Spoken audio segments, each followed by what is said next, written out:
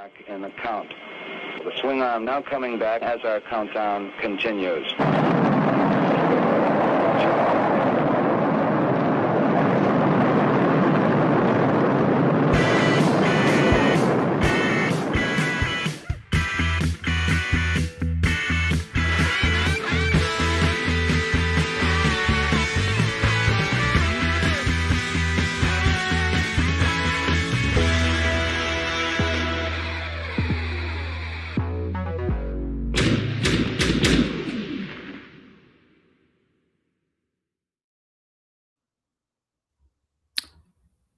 Good afternoon, good evening, hello everybody, and greetings from the West Coast. That's right. The last couple of shows have been sort of West Coast, right around this time, because I help out with the West Coast Mythic Meetup. We kind of do a West Coast building towards that, and that's on May 2nd. But I definitely wanted to take some time out of that schedule to hang out with you. We've got Brian Burke here today to talk. What's up? ASHEN OATH. Yes, What's up, man? yes. What's up, man? You're good. We checked in Yeah. before, but for Yeah. the folks watching, give us a sense of how you're feeling in this exciting moment of your campaign. Right. I feel good. You know, we have just over a week to go, and this is like the power train, right? This is where this is where it happens. This is where the rubber meets the road, right? The last Yep. few days of the campaign. So I'm excited, you know. Really excited going into the campaign because we hit, you know, incredible numbers the first 48 hours. And so, but then that plateau is kind of one of those things where you're just like, get me through it. It's like a marathon. They say it's a marathon. Yeah. It really is Yeah. a Yeah. marathon. It's like you Yeah. have that, whoop, and then now you're Exactly. right around here. Yeah. And we're gonna get up here. Oh, and pass 100%. I'm confident. Yeah. I think we're going to see some crazy things happen in the next coming days. So yeah, I'm stoked. Very confident. It's really great. You and I got to check in a couple months back just because I saw what you're posting and I was like, oh man, these look amazing. And so just excited to see the line and love to check in with folks around like new things that are coming and give people, you know, that heads up and build a little bit of excitement and get people to start saving their money and get For ready sure. for campaign mode. And here we are. That's right. And so it ends on the 30th of this month. Sure does. A couple what is days it like? before Yeah. And I'll tell you what, hey, if I hit that stretch goal, the big one, I'm flying down. I'm just gonna get a ticket and I'm just flying down the next day because it ends on the 30th, right? Mhm. And then, you know, obviously I'll know right then if we hit the big stretch goal. But if we do, man, I've been looking at flights. Oh, okay. I'm not serious. See, that's how confident I am. Good. I love it. No. Yeah. Yeah. I mean, so folks, let's get one, these figures made. Two, let's get Brian Burke to bring some things down to the Mythic Meetup on May 2nd in Sacramento. So we can take a look at this stuff, hang out, do our Mythic community thing, and just look at this little, like, we're basically building like a little tiny Legions Con style independent, what do they call it? Indie toy showcase, I think is what sort of they branded it last time. So we'll have Rise of the Fifth Sun at the Mythic Meetup. We'll have AWOC. So that'd be great, man. So anyway, we'll check in. I want to talk with you about just toys in general before we get started with your stuff. But let's see who's hanging out with us today. Speaking of West Coast Mythic folks, we got Recon Rage, Blake, your neighbor. That's right. Who will be flying down because this is going to be his third, I want to say, second Mythic Meetup. Last year he came out and then he was like, you know what? I need to have one up by your neck of the woods. So June 13th and 14th, the first Pacific Northwest Legions Meetup is going to be Blake's event. Yeah. And we're going to definitely see these because I think that's easier for you to... Is that like driving distance kind of deal, I'm assuming? Oh, yeah. It's like 20 minutes away. Yeah. Super close. And Oz, what's going on? It wasn't when you texted this, but it is now. Good to have you, buddy. I was up really late with him celebrating a friend in Oregon's birthday, Allison. Nice. And I was opening a bunch of toys, which we'll talk about in a second. Larry's Geeky World is here. He's ready. Hello, What's up? Ready to talk ASHEN OATH. Mr. Ryan Clark, what's going on, man? Be on the replay crew. We'll see you when we see you and check out ASHEN OATH on your own time. Good. Googly Moogly. What's up, Spaded One McDysentery? Good to see you. I hope that McDysentery is clearing up. Eric Miller Customs. Hello, sir. Always What's a up, pleasure Eric? to have you here. Yeah. What's going on, man? Let's talk indie toys. I know he knows all about it, having worked on some of the best toys out there right now. It's amazing. Rick Jones is here. Hello, hello. Great to see you, sir. Hope everything's good in the South Bay. E. McNeil is here. Hello to you. Video Power Gaming. Great to see you, buddy. This dude, what's up, man? Tomas, hello, hello. What's up, dude? Good to see you. He's been helping us out, able to use his images for the West Coast Mythic Meetup, even though I don't think he's going to be able to make it to this one. But he's been here for every single one so far, which has been awesome. Accomplish everything. Yes, please. I wish we could. Look at these guys. They know what's up. West Coast, best, you know, I mean, it's peace, love, and all those kinds of things. Josh Brown, what's going on? Hey, what's up, Josh? Robo 5. Oh, sorry, Rojo 54. Rojo 54. Hello, sir. I remember the image, but I forgot what the name was before the YouTube name changing. But good to see you, sir. R Yaga is here. Good to see you, man. I'll be talking with him right after the Mythic Meetup on May 3rd. Dope. It's called what is it? The Gum It Up Makers. They're gonna do their Kickstarter in a little bit, but it's really like cool looking. It reminds me of some I mean, I don't know if Disney's fair to say, but a little bit of Disney esque cool looking toys with really cool story, really cool sort of like I don't know, reminds me of growing up and having like those sort of value oriented, let's teach kids about good things kind of toys. Cool. Yeah. Beautiful colors too. Love it. Man, it's all the best. We should all just strive to be the best is what it is. It's the teacher in me. What's up, John? The Collecting Brothers. Awesome to see you as always. I think you're no, take that back. Good to see you, buddy. And he would like to call you Brain as well, but saying that you absolutely crushed these figures. I don't know if you've been able to see him and his brother Josh's coverage, but they've said some great things about the line and really pushing to make it happen too. Nice. Thanks. That's awesome. Yeah. See, he's been here. No, I totally, man. Yes. So many of us can't afford much these years. Allison, speaking of, happy early birthday again to you. Great hanging out last night. And Winger Lose is here. Good to see you. Thanks for joining us today. Talk ASHEN OATH. Nolan is here. He knows where the good toys are at. Chris Bouchard is here. Hello, hello. Hey. And let's, before we talk ASHEN OATH, we're both collectors. We love this stuff, which is essentially how you landed in this position of wanting to make your own line. Of course. Curious, I know you've been pretty busy. Yeah. But like, have you been able to enjoy toys? Or toys still coming in? Like, what are you looking at picking up these days? Gosh, I'm always enjoying toys. I mean, especially through social media, seeing what people are collecting or just what's out there in general. I love it. And then it's great for me to analyze too. I mean, I look at toys these days in such a different way where it's like packaging and how does it look on the shelf? And then how does the windows look and how does it represent your figures and container economy? Like, how are these going to pack coming overseas? How many can I get in I mean, you really start to look at it in a different way, but it just opens up this whole new world, which is exciting to me, obviously.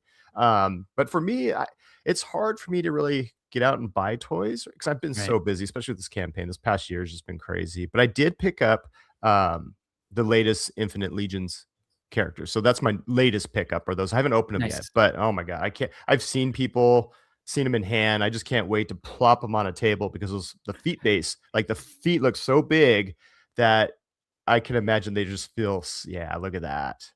They are fantastic. Yeah. I got them this week and I wasn't able to open them till last night. Last night, as I mentioned, I went on an opening frenzy. I'm still sitting on 1, 2, 3, 4 items that are unopened from my Ox crew all in. Yeah. And I still actually have some Rising Sun stuff. So like I'm behind. There you go. The packaging is beautiful. I'm gonna like this time of the year, the Mythic Meetup time has become my annual check-in with Nate Barch. So I want to talk to him about like the packaging and just how fun it must be as a designer, as you know. to be able to every now and then just switch it up. Like he's been so much in the mode of Mythic Legions for how long, right? Over a decade now. Yeah. And then to all of a sudden be like, oh, well, why don't you create some cosmic stuff? And why don't you create some Figura? So like be able to aesthetically switch it up. And if you look at those Infinite Legions, the colors, like being able to collaborate with people must be so fun. But these are amazing. Those are so neat. I mean, look at them. I can't wait. Have you ever, did you do Micronauts as a kid? I think we're of the same vintage. Okay. Yeah, but no, I didn't. God, there was this character Membros. He was like a brain, orange, like glow in the dark brain part on top. It was so beautiful. And this thing reminds me of that. And I am not a Glios person at all, but I've always appreciated the design of this character when I see, and I'm just like, oh my God, in 4 Horsemen version. Yeah. Or I guess so collaboration version. Look at all the, this stuff we know from that first Ox crew, but to see it in this colorway and the way they're sort of like emphasizing different pieces on each of the figs. It looks completely different. It's like those 4 Horsemen guys know what they're doing. It's kind of I think crazy. they do. Yeah. So when you open these up, and like you said, you're looking at them in a very different way. Yeah. It's neat to sort of see them as a company constantly kind of like step their game up and notice different things. But there's this neck piece. I was talking with Joe G last night. There's a little neck piece that goes around, kind of like a collar around the joint, but that kind of continues the brainy texture. You can't really see, you can kind of see it in the back. Oh yeah. There's like always like little things that just like, oh my God, what a great idea. So, I mean, it sounds like you are now getting in the mode of looking at toys, not like just innovation. Like, yeah, for sure. That's so cool. Sure. Yeah. Let me show you a couple of things because I just love these things. So this is a figure that I feel like, given your like sort of dark fantasy aesthetic, have you seen the dark? I have. You have. Okay. I want one of those just to hold and to check out. It looks amazing. It is absolutely beautiful. Yeah. There's the little magnets. There's strong magnets. I think I've seen people put them on like the refrigerator. Like they will stick. That's awesome. So I happen to be doing some stuff with my chimney, so I have some leftover my God, yeah, galvanized steel. But like, yeah, they totally, like, you can get them on here. You got to pose them a little bit. Yeah. But it's so dorky. Like, I mean, here I am about to turn 50. I'm like, hey, everybody on the internet, let me show you this figure that can like has magnets on his hands and feet. It's a wacky wall crawler. But oops. Oh, so much for that. But it's like, it's so fun. That's awesome. Yeah. Does he have? He doesn't have magnets on the hands, does he? He has magnets on the hands and feet. Like there's 2 hands with magnets in them, and then there's other non-magnet hands. That's nice that there's that option. That's what I was trying to do. Yeah. That's wild. You just had to pose them up so that they hit. Yeah. But, I think about you and your aesthetic for ASHEN OATH and the sort of, I think I mistakenly said at first, it was like, oh, because the first images you shared of ASHEN OATH were like mainly black and white. Oh, yeah. I put out there. I think I was talking that's right. That's right. Yeah. I remember, I think it was with Trevor or something. And Trevor's like, really? I don't know if that's true. And he corrected it. But here's another one. Oops, I got the deluxe body. Yeah. Or the deluxe one that has sort of 2 bodies. And so he's on it comes with this cool like portal metal base kind of thing to do that. So did you get that? Was anyway, that 5K? Yeah, I love 5K. They got some good They're stuff. California based, kind of where I grew up. Are they really? They ship quick. I don't think I knew that. Yeah, it's not Monterey Park. I'm forgetting the city exactly, but man, if you're in California, if you're in Southern California, it comes like next day once you make your second payment. But anyway, between that and of course 4 Horsemen stuff. God, last night, these figures in particular, I don't have the right head on for her, but the head of this figure in particular, I think I put it down as the unhelmeted head is just fantastic. Look at the colors. The colors of that is just insane. That palette is amazing. Especially for like a desert wastelandy vibe, it's like they're able to get pops of color in there. Yeah. Like, come on, talk about pops of color. Yeah, It's like that dude. head and That a little bit fabric's of amazing too. It totally looks desert. It reminds me of like Dune. Kind of has that almost ribbed look. exactly. Yeah, it's totally Shai Hulud. This is very Kirby. Anyway, I throw this all up here as also context, right? Like you are a huge collector and a known quantity in the Mythic Legion's Four Horsemen world, as you and I talked. For sure. And then before we get into how things are doing with a Kickstarter, can you share a little bit about like what made you think I want to add this new sort of line into the world versus I just enjoy all the toys that I'm already buying? Like what made you go, you know what? I think I got something here. I want to try it out. Yeah. I mean, I think that goes back many years, when I first started like doing customizing figures, you kind of go, you scale your way up like, oh, I can handle doing a head. And you go to like 30 plus points for articulated figure. It's a crazy direction, but it's always been a dream of mine to say I want to have the feeling, I want to create that feeling that I have when I collect toys or when I find like an amazing like indie toy or something like that, or maybe one day be figure of the year for someone, whether it's a casual collector or a big time reviewer or something like that. Just have something that someone says, this is my thing, this reaches me, right? And so those kind of things, when you put it together, is inspiring to me to create the action figures that I do. And so, like I said, it goes way back, but I knew it was going to take a while to either build a community, that liked my artwork. Trust is another thing. I've been doing it for such a long time with many different products, with Von Burke Studios, like Von Box and just random, I do some monthly exclusives, but earning the trust of people that if things go south, I'm always there to fix things or, back up people on ship free stuff out or do contests here and there. I mean, it takes a long time to get to the point where you feel confident to release a production piece like ASHEN OATH to say, I want people to say, well, duh, that makes sense that he's doing that, rather than say, oh, well, that's weird. It's like, and so it's just taking that long to do. And then, having someone like, have the Four Horsemen Studios back in it as far as production goes and management goes, that took a while too, for them to have trust in me, to say, we're going to partner with you on this as well. So, but I've always wanted to, ever since I started customizing, I've always wanted to one day have my own toy line.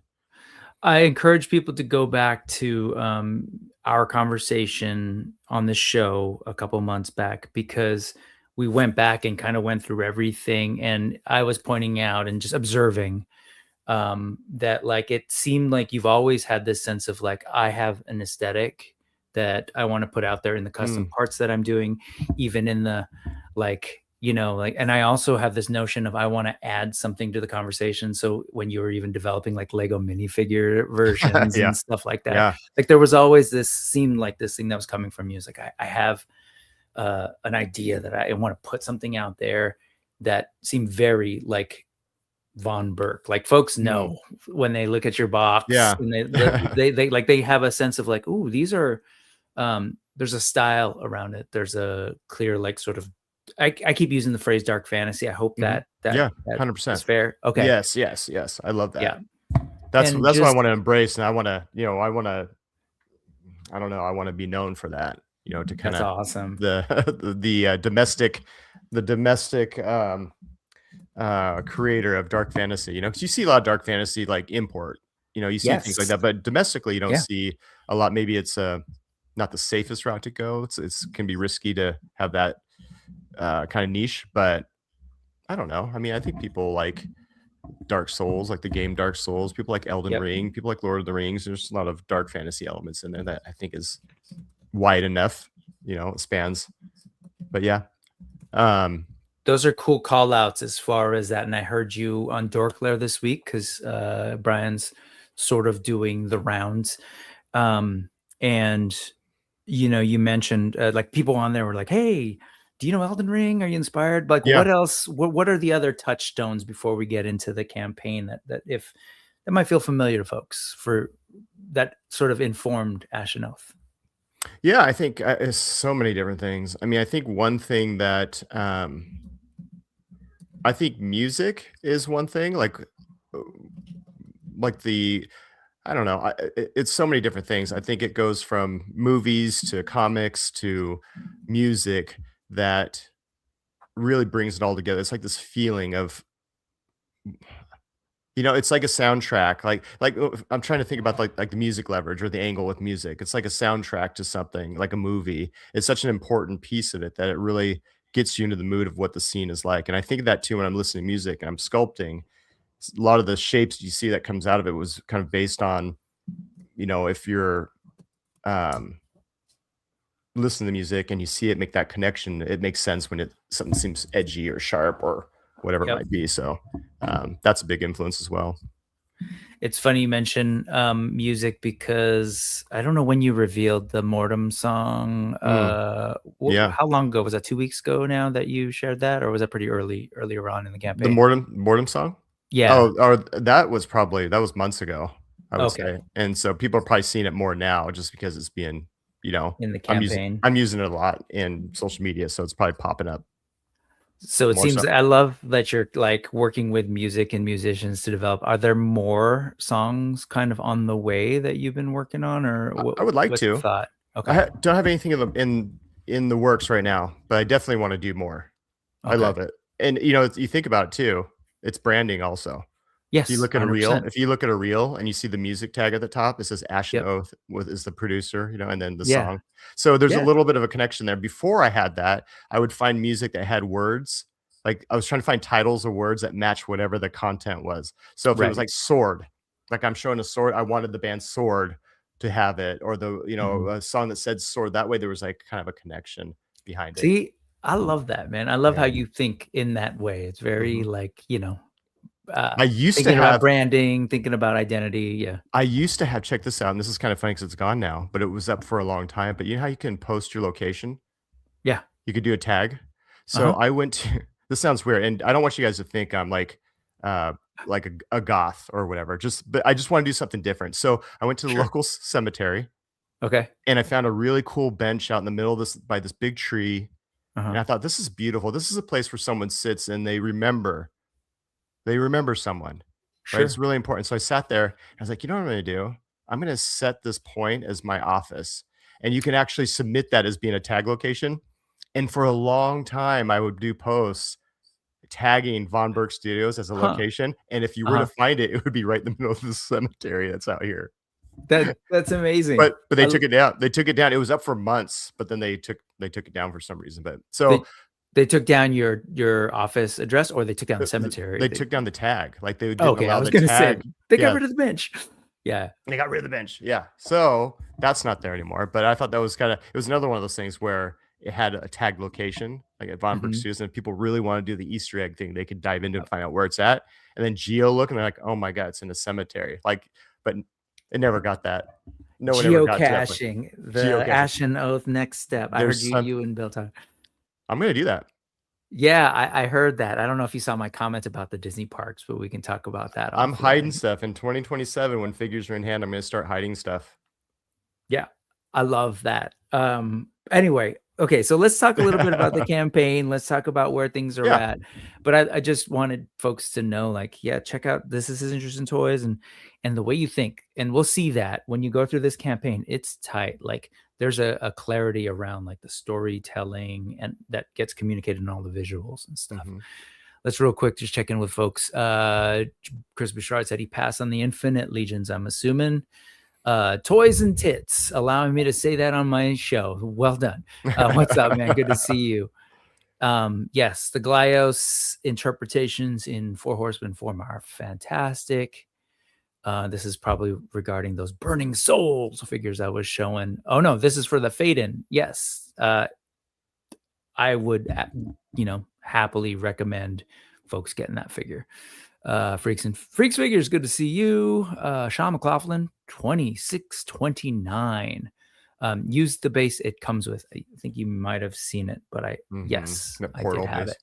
Yeah, it's just not enough surface area for me to hold on screen and turn. Let's see. The Burning Souls were given Kojima vibes 100%. Here you go, dude. chatted with Brian one night on Legion's chat. He's a homie and super nice dude. Oh, nice. 100%. 100%. That's awesome. Here you go.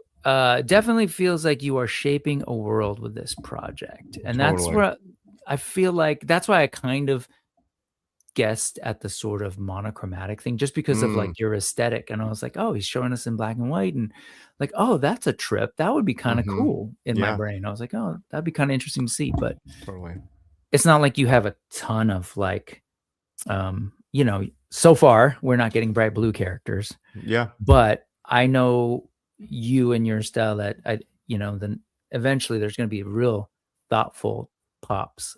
And yes, exactly. That's the leverage of it. When everything's so drabby and dark, once you introduce colors, it's something important. And so I want to make sure I honor that whatever it is, it's going to be bright is going to be an important thing. Yep. Let's see. The ASHEN OATH album definitely sets the tone. Yeah. Tomas is down to go hunt for some cool ASHEN OATH stuff. There you go. And Derek Dalzell is here, man. Good to see you. Hey, what's up? All right, let's take a look at where things are going. How do I do that again? Because I was about to hit remove, but I don't want that. I want to do this. So this is the campaign. And so, yes, we're shooting for $150,000 goal. We are at 77,204. Every time I look at it, it's like inching up, which is excellent. Yeah, that's about 51%.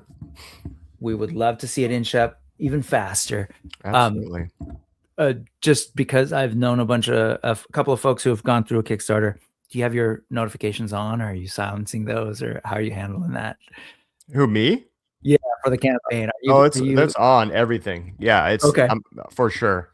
Yeah, I'm checking. I'm refreshing all the time, like every 5 minutes, I think. Okay. Because I've known some people who are just like, I need to turn it off for my own sanity. But it seems like you know, you've got a little bit of zen going on with it. Yeah, I like the chaos. I like the chaos. I thrive in it, so it feels good. Before we get looking at this, let's just take a look at some of the other places that people can learn more about the brand and kind of what you've got going on. For sure. So this is the Von Burke Studios site, and specifically vonburkestudios.com/ASHEN-OATH, where you can find out all things ASHEN OATH. When I popped this up earlier, when you and I are setting up, you saw my reaction. This visual, I absolutely love. Again, it's that dark, you know, that stark, mostly monochromatic, and then the pop of color in the eyes that matches your header at the top. Totally. And this background. Yeah. Absolutely beautiful. Oh, there you go. Good. I know I didn't make it up. No, it is dark fantasy. That is my genre. Love it. Yeah. Pop of purple. Yeah. And so here is where folks can learn about the lore, right? Can you just do some quick shout outs so folks know all the amazing stuff you've already put into this on this website? Yeah. And my goal is to have some lore on here that's digestible. That's not over like 6 minutes long to read. Right. And so you can, you know, what you're going to get out of the lore on the website is what this wave, the Mortem Song wave, is all about. So the story literally ends at the last figure in this wave. So I wanted to kind of have this digestible chunks, then slowly reveal the story as wave 2 comes out, or just little side stories here and there. So on the website, you can go to, you can read the 2-part stories of how the Mortem King became the bad guy, so to speak, based on an accident, that's one thing I think is fascinating too, is when you have a bad guy who's not inherently evil, but has become bad because of an unfortunate circumstance, right? Sure. And so it's a perspective thing, it's how it's perceived. And so you can read all about that on the website. So it's pretty fun. And then here you're going to see these little short bios of what each character is about. So like I said, nothing too deep, nothing fancy, but just enough for you to love the character. You know what I mean? So it's you don't have to spend a lot of time reading. And that's my thing. Like I love to read. I love audiobooks more. But sometimes I just can't go through a lot of text on a screen. Like it's just, and I want people to really get into it and move on, get into it, move on. And sometimes that's just the way I operate, like in, out, in, out. So you're going to see there's not a lot there as far as content goes as far as text goes, but there's enough there. There's a concentration of information in just a few lines of text. So Yep. yep. Just give us the idea of Give who you the the idea. character is. Some And people don't care. Some people don't care about the lore. Yeah. They just want a cool figure. Just give me the figure. I don't care about anything else. And so I kind of want to honor that as well. Well, we've talked last time about like growing up in a particular time when there were toys everywhere and like there were seemingly new ideas right around the corner with a new show or whatever. And you didn't get a whole lot, right? When I first got Masters of the Universe, walk into a Toys R Us, there was just like this big buff blonde dude with an axe. I noticed the axe before the sword and the shield and a skeleton guy. And it was just like, ooh. And then you just got a little bit, you did get a mini comic, but like, you're right. Some people are just attracted to the thing, and you absolutely do that with a figure, but just, a couple sentences like, oh, okay. What's going on here? There's magic involved. Like there's this whole idea. And I want people to come up with their own conclusions too, a little bit. I think the best storytelling is when you read something, you kind of try to put it together yourself rather than have it spelled out. I think it creates, you become more immersed into the story when it's a little more vague, I think. And so that's very intentional. Corthanus has a little bit more text, a little more information about him because he, there's a lot of explanation behind why he is who he is, why he's wearing the Mortem armor and things like that. So there's a little bit more there. You want to share a little bit about that just to give like folks a little bit of the background? Really fun, really fun character. And it's a character that I kind of seen myself. The opening scene in the story is Kaladin, which is his name, his village name. He's adopted, so he doesn't he doesn't know his real name that was given to him at birth, right? He only knows he's as Kaladin. So the opening scene is Kaladin plucking a fly out of a spider web, and he goes, "Here you go, little buddy," and lets the fly go, and whatever. It's that moment. It's a really quick moment that really defines and kind of who this guy really is, right? Just he's a kind guy, kid, and so things happen. The village elder, which is his father figure, says, it's time for you to know something because I just know you're ready for this kind of thing. And so he shows him something. I don't want to spoil it too much. Sure. Go in there and read it. He sees this thing, touches it, and the moment he touches it, all hell breaks loose. Basically, it summons the Mortem to the village. The Mortem starts, killing everyone in the village, and he's just left like, what's going on? And like I said, I don't want to get too much into it, but come to find out that he has a power within himself that is very dangerous to the Mortem, like so dangerous that he can literally touch them and they would evaporate, whereas they're almost nearly invincible. Like the Eventide, like my goodish characters, have a really difficult time killing the Mortem. So the moment in the story when the Eventide walk in and out of the forest and they see this Mortem in white armor, which is Corthanus here, just annihilating this Mortem, they're like, oh crap, is this another elite character that we can't kill, or is this someone we need to have on our side? Like he's doing what we need to have done, right? So the cool thing about the reason I was getting to like the story of him being such a kind person was he has to wear this armor to survive, to find out to find who's doing this to the village or who did this to the village. And so the armor starts to whisper to him. It's like a cursed armor, and it creeps up on him. He wears it, and then he starts fight. He's kind of battling the inner voice of the armor to what he truly is.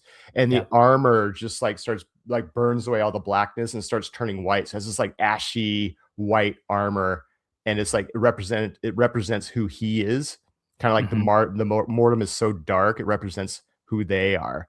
So it's a really interesting change that happens within him, and he's constantly struggling this conflict between the cursed armor and who he really is. He's still him. He's still Kaladin. He still has his senses about him, but he's very afflicted in the story. So I want to go back because you mentioned the Mortem several times, and so we should be really clear as far as like things that are happening in the world. The Mortem essentially are what? Yeah, so the Mortem King, imagine him to being like a necromancer, basically. He's exploiting this power from this stone of radiance that was a healing type stone. He's exploiting it to actually heal past the death point, right? He's kind of manipulating this energy into something else, not on purpose, but it's just kind of the way it's going. And so these are his like his army basically based on this magic. Resonant. So anytime you see something like a green glow, it has to do with a influence by the Stone of Radiance. And if you came to LegionsCon last year, you would have seen like all my exclusive gift, the con exclusive, were these stones like shards of radiance that I was giving out. So Love it. yeah. So these are these are like your army builder, just the army of the Mortem King, basically. And so I don't want to oversimplify, because I know a little bit about, you know, as you've sort of shown, this is a group of bad guys, of baddies, an army of baddies working with so the Mortem King, right? Yes. So there's that. Then we have this force, or this young guy, as you mentioned, slice of life. In just a quick story moment, we see how much he cares about life, so much so that he's protecting this little spider. Yeah. Or reflecting on the spider's life almost, and really thinking about. And that gives us a sense of who he is. However, he has a mysterious past. So this is kind of our, would you say this is our protagonist, or the character, or more? Yeah, this is the character that the audience is meant to sort of follow in his adventures, for sure, and his journey. Like, where is he going? But as you pointed out, his armor is like white. It's ashen though. It's not pure white, which I know that's where you're going. It's like, yes, there's these baddies and the sort of the resonance and the mortem. Then there's this guy who's potentially somewhere on that spectrum, probably more so on the good side, but there's a question about. But could teeter. He seems to be teetering, and that's what he's battling. Yeah. Okay. And then you mentioned, oops, I'm going to skip down real quick, and then we'll come back. You mentioned the Eventide earlier. Do you want to break down sort of their role in this dynamic world that's happening? Yeah. And so the Eventide are your essential elite monster hunters. So they are dispatched to go after the elite of the elite monsters, which would be vampires, demons, things like that. If, you know, however those are going to be introduced in the story. But a lot of the higher power creatures, that's their role, is to, and they're not employed. They're not mercenaries. They're not employed by anyone. This is their mission themselves. Calling, it's their call. Exactly. It's their calling. Vesperon himself is a vampire. He was turned at one point. And this is his motivation to avenge his lost self. Basically, they took this from him. And so he's just on a rampage to go after, you know, the vampire, you know, empire, so to speak. But along the way, you know, they discover, you know, the Mortem, and the Mortem is another elite group of baddies, so to speak. And so this creatures, is their monsters that this is their thing. We need to go after these because they're just really, they don't need to be in this world, kind of thing. But but yeah, they're in the Eventide aren't, I wouldn't say they're good guys. I always say goodish, and people laugh about me saying goodish because they really aren't the greatest people in the world. Like I use this example a lot where they could pass by a village that's being just ransacked by bandits, and they'll just say, that's just not we don't have time for that. Right. You know, we have bigger fish to fry. This is what we're going after. And so that's kind of their moral standard. Their compass is kind of in the right direction, but it's more like they're going after the baddies because of the members of the Eventide. Things have happened to them caused by those bad guys, right? So you'll see here in a minute, the next character will be Curfew. And but yeah, so anyways, Vesperon here, he's the leader of the Eventide, and he actually began his story about 7 years ago when I first came, my first LegionsCon. I came and I brought 4 custom characters, and it was the Eventide. And Vesperon, actually his original name was Morning, like Mourning. But as I was writing the story of this character, morning and morning happening in the day, like the time of day, that was really getting confusing. Like I couldn't use like that term because they always operated at nighttime and kind of early morning ish. And so he changed to Vesperon. But Vesperon, Curfew, we have Eve. She'll be my first female character, and she'll be in the next wave.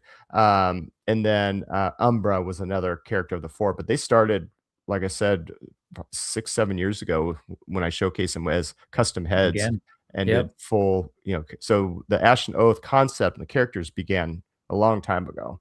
That's what I was sort of like hinting at earlier when we were talking about like you sort of sowing the seeds Yeah. of this world, but also maybe exploring it yourself, you Hmm. know, through your custom projects for Mythic Legions. Yeah.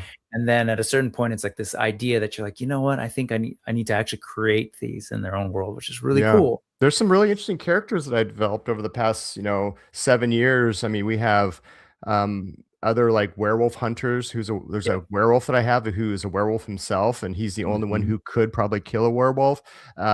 That's there's those. And so I have a lot of characters I could introduce into, Ashen Oath, that I've kind of played with a little bit here and there. So we might see some appearances of some iconic custom characters I've created in the past. I love that because folks are familiar with you It's from like that work It's like an will Easter egg. know. Like, Yeah, they're "Oh, I like, remember oh, that character. I know that yeah. one. I have him somewhere," and so they'll actually have a piece of history of that, which is kind of fascinating. That's really, really cool. And so Mhm. you, we'll circle back to the guy I skipped over, but since we're in the Eventide, you mentioned Curfew. So this is another one that sort of works with the Eventide. What's the story with Curfew, who looks Y fantastic, by the way. I Thanks, love his yeah. head. Thank you. So he is, basically Vesperon's right-hand man. He was, the Mortem King's, bodyguard, and Hmm. things went south between them 2, and he disbanded from the Mortem, and that's why you see that he wears the chest piece of the Mortem, and the rest of the armor is the Eventide armor. He has to wear that in order to survive, so to speak. So he's still influenced by the Stone of Radiance and still has kind of a connection to the Oh, resonance of the stone. So he's a super yeah. valuable asset to the Eventide because he can sense things. The reason they even knew that Corthanis was in that village is because when Corthanis touches the shard of radiance in the village, Mhm. it sends out a signal saying this person exists still. And the whole idea of the Mortem King is to annihilate anyone that was of the Aravath people that had the Uh, original stone. So anytime it's touched or it resonates, so it creates this song. It's like this music that plays, kind of a so cool. harmony. Yeah, it Uh-huh. plays, it rings out. And so the Mortem characters can hear it. The Mortem King knows it as well. And so they can teleport into a place where that's happening. And that's their key to, you know, eliminate them. And so um, Curfew here got the signal, so to speak, that something was happening in the village, and so they go find out and they see Corthanis, and that's gets really confusing to them because they're like, "We've seen almost all the Mortem. Who is this guy?" kind of thing. And so, So but he's the one who is drawn to Corthanis, and then mhm, that's where, as you were saying earlier, they're like, "Who is this yeah, guy?" And so he's on their radar. He's yeah, also now on the Mortem King's radar. And 100%, let me, if you don't mind, indulge a tangent. yeah. So, as a modern creator who was a fan of a bunch of things prior, um, how do you feel when people ask things like I'm about to ask you, like, oh, I hear that, and it reminds me of a couple of things. I heard a little bit of Star Wars Darth Vader things going on with like, oh, the chest armor and the notion that he's sort of like in between, half man, half machine. In this case, he's half even or part eventide, but also like drawn to the radiant stone Hmm. because of his background. And then I also hear a little bit of Lord of the Rings. It's like, oh no, Frodo put on the ring and now everybody sees him. How does that resonate with you? Is that like, oh, I don't want to feel derivative, or is it like, of course, like Hmm.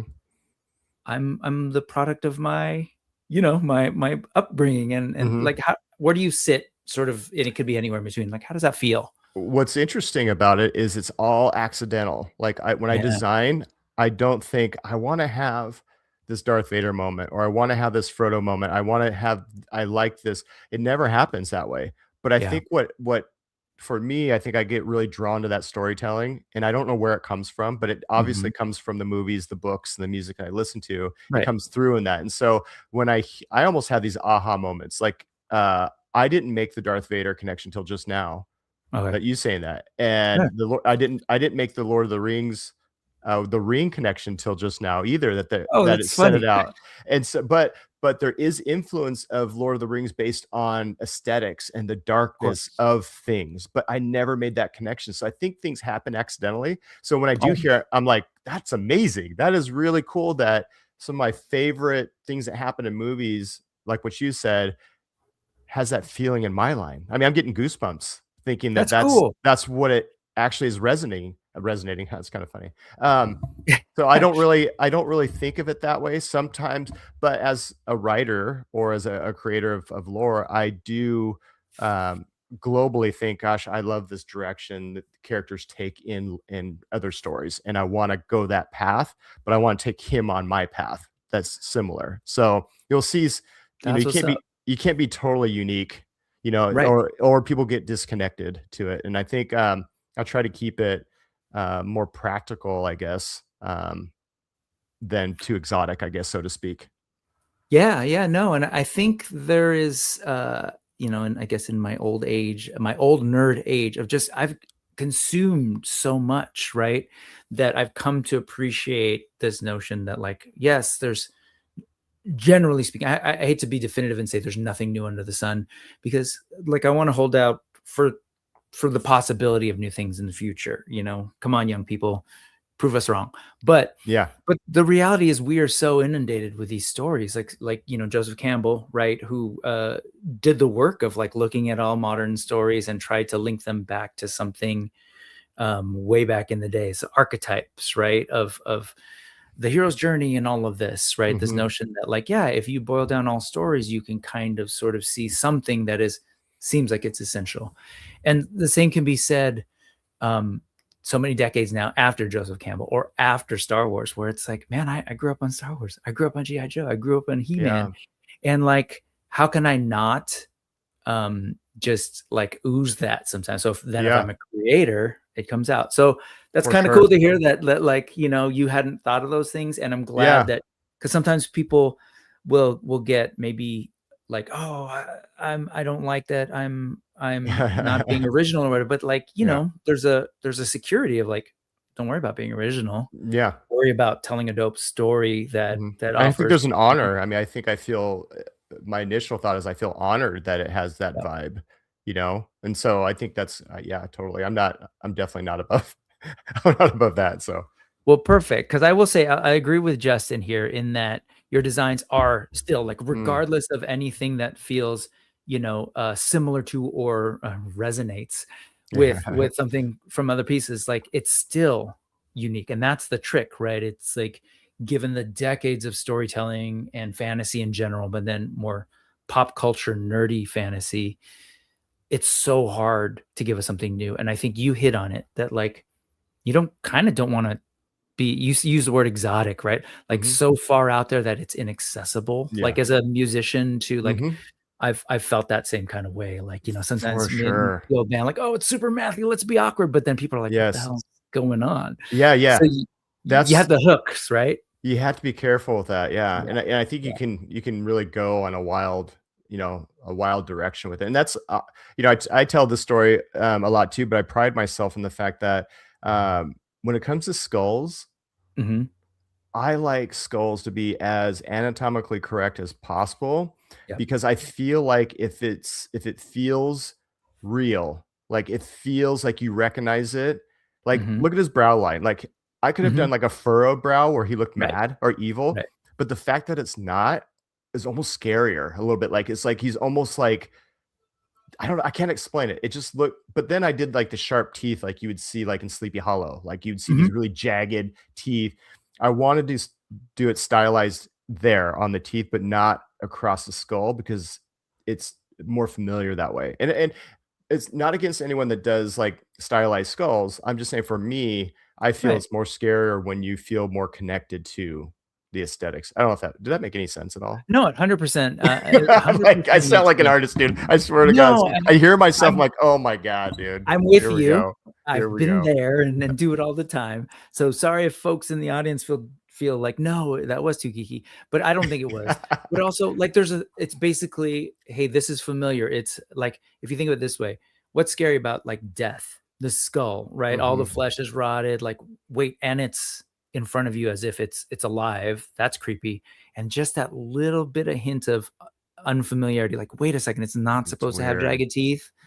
That's creepy. Messed up. That's messed up. Yes. I was No, on love that. Instagram today, and I saw someone had posted, they make these masks, right?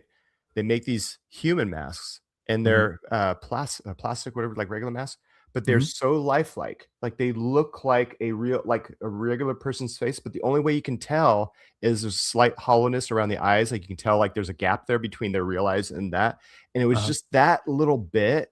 The creep was factor. so creepy. I was like, Yeah. wait a minute, that's not a face. That's actually someone's mask. Then they started kind of showing some like deteriorated little of the flesh almost like decomposed a little bit. I'm like, oh my God, this is wrong. There's something wrong. And it was great. I was like, this is when it sneaks up on you. I think it's you don't have to over explain. You don't have to feed it to them like with a spoon. It's like they look at it like something's off a little bit with this. And so that's the direction I wanted to go with. It's cool. Like the skulls or any of the creatures that I designed that, I just wanted to be familiar, but have kind of an effect that's not spelled out, so to speak. And that's what I love about your work, like just the thought that goes behind it. And so if it's too much for folks, totally get it. Just zone in on how cool this thing looks, and you'll see in a second how well it moves. But that said, like I love the thought that goes into that. That's the stuff that fascinates me. Going back to the idea of the familiar, here's another one that I heard come up on Dorkler the other day.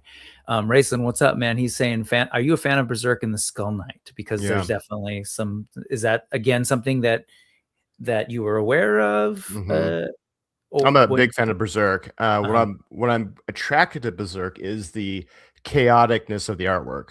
I love how sketchy and it's just chaotic, and it's disturbing in that way, where the world of Berserk is very chaotic in itself, and the artwork just matches that vibe. And so I'm a big fan of having something express what the world that they live in, right? Kind of like the armor here for the Mortem Resonant. Very death, very skull driven, very bony, but it is what it is. It is because of who they are. It's like a reflection of who they are, basically. And so I like having design reflect the personality, I guess, so to speak. Corthanus is a little bit different because he's wearing the same kind of armor, but it's a completely different situation. Very situational, thing. But Berserk, I love Berserk, and I definitely see it as well. But again, there's still the unique stuff going on. So I don't, So yeah, anyways, you're secure and you understand what you're doing, which is dope. There's some other things here, like just I want to catch up with some folks. Sean McLaughlin's pointing out the masks. There was a name that you gave. You made the distinction between the Oni mask and what was it? Can you re-educate me from the Dorkler show the other day? Yeah, so for the longest time, I would call these masks Oni masks, right? And Oni masks, I mean, they exist, and what they are is they typically are the ceremonial versions of a Mempo mask. So the Mempo mask is the actually armored mask that you'd see like samurais and things like that, and it would depict the demons and things like of this nature that you see here. So the deluxe figure of the Eventide, their classic couple of things that make them the classic Eventide are, and this goes way back, like I said, 7 some years ago, is this Mempo mask that is basically it's a vampire face. And so the Eventide love mocking the monsters. They love wearing stuff to say, you know what, it's all the armor has like swords through the vampires' heads and different little embellishments that you'll find hiding of like screaming demon heads and stuff like that. So the Mempo mask slides on, so it'll just slip right over the faces of the characters, and all but the Talon Watch have Mempo masks. So you'll see the Talon Watch a little bit later. Okay, very cool. Okay, well, let's keep moving. But yeah, I agree. The masks are fantastic, and the way you just sort of explain that notion of like, these are the guys that hunt down the monsters, and they're mocking them with like, oh yeah, whatever, you're so scary. Check this out. Check this out. You think you're scary? Love it. Let's finish off with the rest of the Eventide figures potentially that could be unlocked here in the campaign. Who is this? Yeah, this is the consider these like the army builder for the army for the Eventide. So these are your assassin style characters. Their armor's a little bit different. So on the Eventide, they have a unique like champion left pauldron. So it has the vampire head with the sword through it. Yep. Whereas the Talon Watch have the same pauldrons. And the pauldron you see right here, the left one on the Eventide, is the right side of the Eventide. So the Talon Watch has the just matching pauldrons. So you'll see it has the 3 swords that come down, and there's a vampire style motif below that. But this armor set is more black with some dry brushing highlights to just show wear on the armor. You'll see some wear on the falcon wings across the helmet as well. Whereas the Eventide are more of a steel, like your classic steel iron type armor. So these guys are more the jet black look, black and red. So the rivets are red. Just has that real, like, I don't know, vampire-ish. I didn't realize. Yeah, totally. Sorry to interrupt, but Yeah. I didn't realize that they weren't actually part of the Eventide. They're a separate group that is sort of allied with the Eventide. So no, they are the Eventide. Oh, okay. They are. Yep. They're just sort of this elite group of assassins within them. Got it. Exactly. Okay. Exactly. I just love my brain gravitates towards like, how do these all work? And where's the potential for conflict and, like fun stuff that could happen in the story. For sure. Very cool. And I love this detail of the eyes. So it's like is it like chainmail and then chainmail going up through there? Yeah, it's like a veil, so to speak. Because one of these days, and I haven't said this to anyone, or I haven't even really talked about this publicly, but eventually I do want to show what the Talon Watch looks like underneath. Ooh, like what's underneath, and having, imagine like even under the veil, you're saying? Under the veil, like maybe there might be a special character that has, kind of like Mandalorian. Think about it like Mandalorian, right? Having like the Mandalorians, you don't ever really see them. Gosh, for the longest time, oh my God, as a kid, we made up so many stories of what Mandalorian or what Boba Fett was, right? And I love that idea, the mystery of that kind of thing. And so this character, emotionally inspired by characters like Boba Fett, Mandalorians, and Snake Eyes. When I was a kid, Snake Eyes was my jam. I was like, dude, this is your assassin. You don't need to paint anything on that guy. When you hear the story about why he is all black, it just cracks me up. That they couldn't afford the deco, and they're just like, we're gonna roll out a black man. I thought it was just brilliant. Let's one more figure.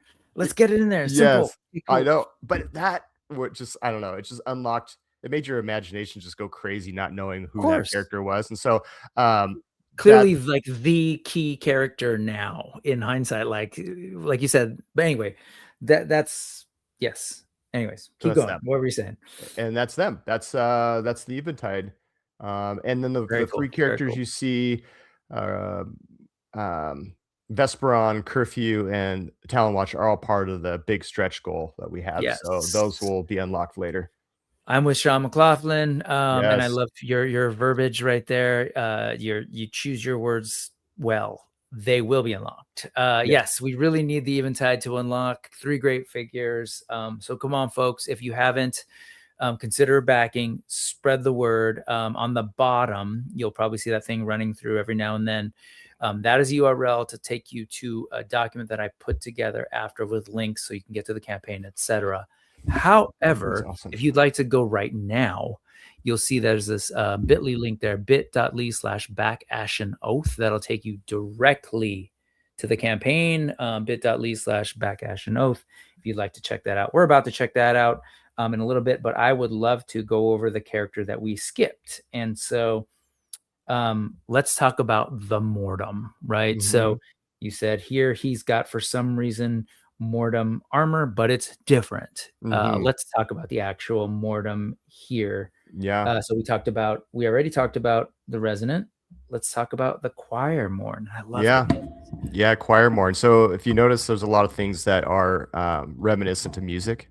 So choir music, choral music, things like that. So character bases are on this, the name of the wave is called the Mortem Song, right?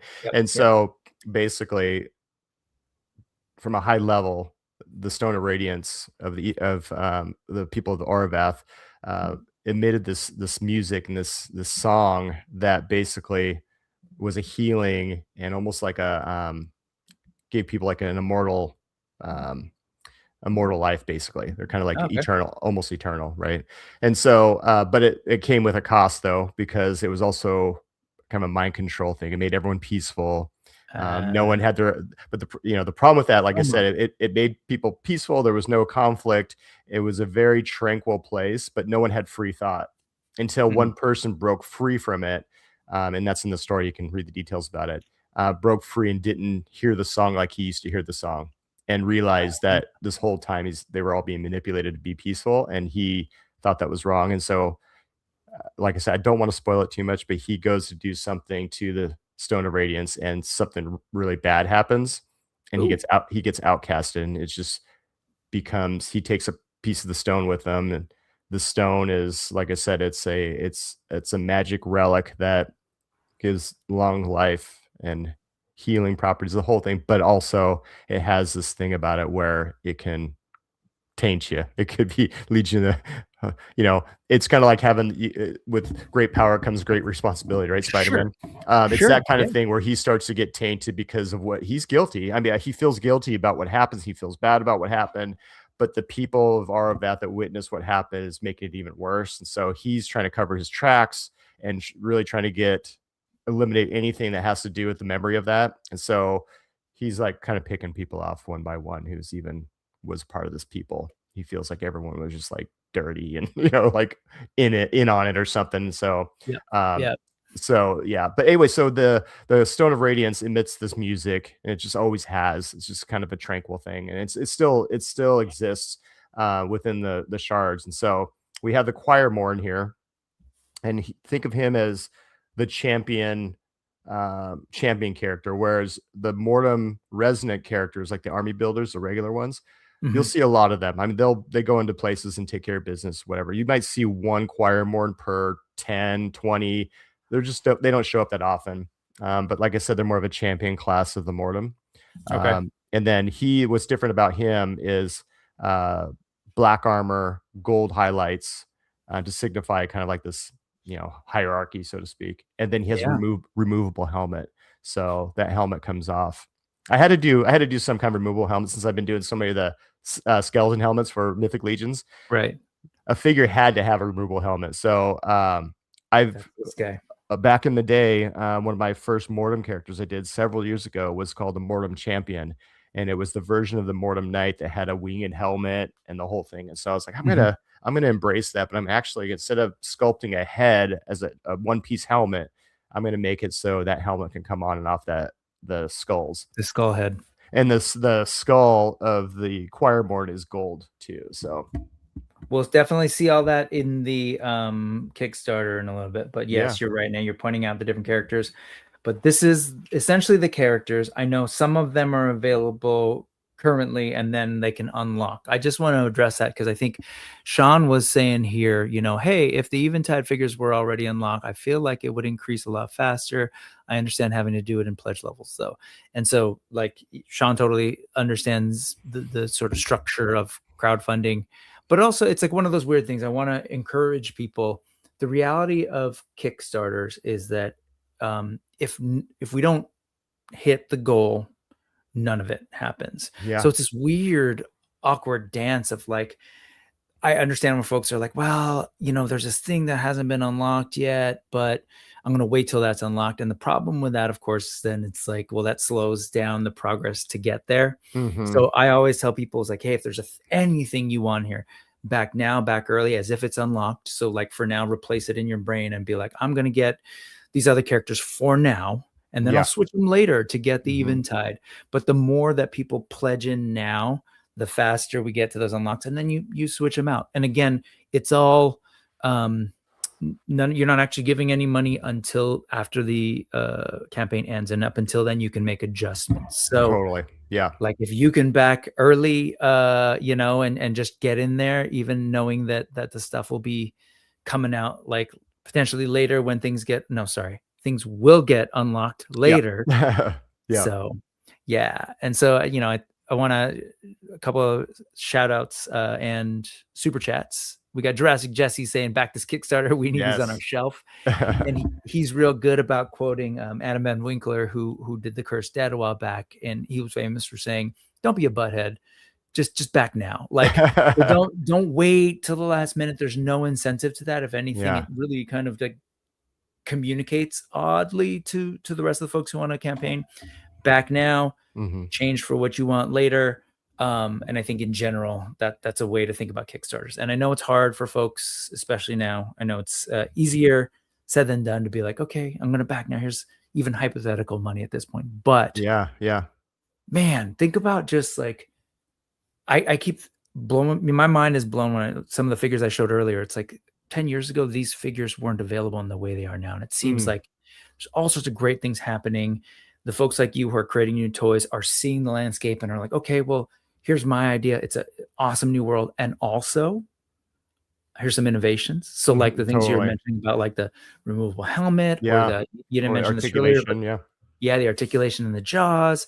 Like it just, figures keep getting better and better, but they won't happen in the indie space because these guys don't have deep pockets. We need to support by throwing in and investing early. Like I know a lot of folks, there are some folks, there's seemingly this movement right now where folks are like, crowdfunding, why am I going to, let them play with my money? It's like, well, corporate big companies doing crowdfunding aside, for folks like ASHEN OATH, this is how it gets done. That's where Kickstarter happened, right? Like people who have an idea need the capital to make it happen. So folks, back ASHEN OATH. And then Larry's Geeky World is saying he went all in for this as soon as he could. All of it was amazing. It was great great getting to see them at Legions Con. Nice, yes. Yeah, I had the first three. I had the ones you see there, the Morn Resonant, Choir Morn, and Corthanis available. And honestly, originally it was going to be just those three, right? And then I thought to myself, gosh, if I can put the work in and create the Eventide as a stretch and say, you know what, let me just do it. Let me have it as a stretch and see if we can get there, kind of thing. Because originally they weren't going to exist, but then I just got, I don't know what I was thinking, because it was a lot of work to create 3 new characters, like full new sculpts, right? And I was like, oh my God. But wouldn't it be so cool if the hype was there and we were able to, the what if unlock? If I never did, I would never have known if those guys would ever come to be. And so I had to do it and put a lot of time into making them. But that's why they weren't at Legions Con, is because I got the idea beforehand. I just couldn't get prototypes done in time. Yeah, they didn't exist yet at that point in terms to be able to show. And that's the development of these. Sometimes it's like you got to deal with what you can actually handle. And to be clear, folks, like this is all Brian, like doing the creation, the design, the sculpting, which is wild to me, but awesome. And then you're painting the paint masters as well. Is that right? Yeah. And all these amazing photos. It's crazy. Like the photos, like this is what you and I were geeking out about last. I was geeking out over your work because I'm just like, man, it could be a bottom. It could be a curse. It could be a curse though, because 100%. It takes a lot of time. And then when you have your hands and all these things, it's like, you should be doing other things. And so, fortunately, I'm able to save some money, with doing the prototypes myself. And so that helps quite a bit. And for those of you that don't know, we don't make a lot of money on this Kickstarter. It's all production costs. Like all this money is for the steel molds to be cut. It's for line production. It's for them for assembly. It's for a lot of getting them across water. Once they hit domestic shores, they got to get on a truck to get to my warehouse. There's distribution. There's packaging. There's all kinds of things that happen. At the end of the day, there's very little margin with these these figures. Now, what happens is you try to build as much inventory you can on a wholesale basis and sell through like a backer kit as a kind of like a pre-order page, or sell on your website, or have enough inventory for 2027 shows to sell at shows. But until then, there's no money there. So I don't want people to think that here's a stretch goal that's large, or even just the 150 and think that I'm gonna get rich off this, where it's not. It's it all goes to production. Yeah, thank you for breaking that down for folks. And other folks doing Kickstarters have shared as much. And sometimes it gets lost in the sauce, right? And the internet being what it is, right? Hmm. But it's true. Like this, when we say, "Hey, get in early, help bring this to life," because essentially this is people seeding the project, Yeah. like seeding the funds to make it happen, all the production costs, etc. Later, as the figures sell, that's when potentially there's money to I grow and I get some can profit. feed my But family. I mean, I'll be yeah, able to yeah, feed my family in, yeah, 2028 is what's going to happen. My wife tells me that all the time. When are we going to make money on this as well? It's like going to be a little while. So yeah, it's one of those things where it's going to be a while, but like you said, it's the inventory. Once I can get all the materials paid for, yep, then, I could probably start living a decent life. yeah. It's literally like Adam, yeah, it's literally there's not a lot there. So, Adam, highly articulated, who I work with Spiro, mm, and he's also yes, trying to continue to push with his space zombies from Mars. But yes, making toys is really hard yeah, and really expensive. It really yeah, is that simple. But yeah, as consumers, sometimes it's like my way right away at Burger King now. Sometimes we don't, and I get it. But when I spend a lot of time talking about indie toys because it excites me. I was like I was a punk rock kid. Even with the hip hop stuff that I was into, it was all about like the DIY part of it. It's like you yeah. got to put in the sweat equity Oh and my make it god, for happen. sure. Build your zine, write your I songs, love that you say book that, your yeah, tours, right? I mean, yeah, and that's why like people wonder about like what's all this indie stuff? Like this isn't a new thing to me. This yeah, is yeah, and so when I started to see more and more people doing this, I was like, yes, this is awesome. And I mhm, understand it. And I want people to understand it. Otherwise, just like with music, if we just let, Sony and Warner Brothers create the culture yeah, and curate the culture, we miss out on so much because there's so mhm, many great things in the underground, right? And now, same thing goes for toys. Like yeah, I got some great Hasbro toys, McFarlane toys, Mattel. yeah, Love them, but really like see my figures that I showed earlier, like and look at ASHEN OATH. Like yeah. this is some dope stuff. Thanks, And man, so and we it's an need help. opportunity. Yeah, thank you, for sure, and it's a good opportunity to get in early, like, to say I was there from the beginning, right, and say I mean, honestly, I wish, I wish I would have gotten in early with Mythic Legions, like, I wish I was in on the first Kickstarter, I was not, right? I wish I was one of those guys that was able to buy the first figures on Kickstarter, just to Right. just Right. to just to Just to say support. I Yeah. was there, Yeah, dude. I didn't come in till I think it was later, like, Advent of Decay, I think, is when I came in, but, it's those moments where you can say, "Hey," it's like all these comments people are saying, it's like, I'll remember these things going forward, say, "Hey, you guys were there from the beginning." Like, we're Yep. in like Yep. 10 waves now. Like, we're doing movies. Like, we got movies that are coming out based on, this IP, and you guys were there from the beginning. And so, this is a great opportunity for people to say, "I was there." I was from the I don't know. It's kind of like 100. band. It's like you were saying about music. It's like we I always was there at their we first show in or the yeah, garage, and it was totally. like, I Yeah. remember No Effects when they came to my Yeah. buddy's basement and we had a half pipe down there and they just Yeah. were coming through town and my buddy was in a band like, "Yeah, let's play." And that was in the late 80s, early 90s. It's those kind of things where you have like this tribal like badge of honor to say, "I was there." And so I kind Yeah. of take that in and saying, this is something I can provide to people as well, to say we're part of this indie project or we're part of Mhm. that tribe now. And so that's another cool angle to look at it, I think. Absolutely. And I would say the artistry involved, like I love this. Was Raceland was calling you a one-man army. Um, but that's so much of what it is really. Mhm. Like again, collaboration is important. Building a Yeah, community, that's a part of the big time. DIY thing too. Like, I was a scene kid, like whether it was in LA or Orange County or later in Mhm. Goleta and Santa Barbara, it was like, oh, let's do this, let's build this thing.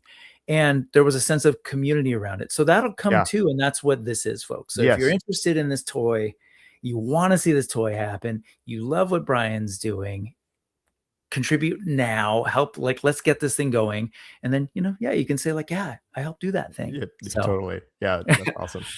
I love yeah, that.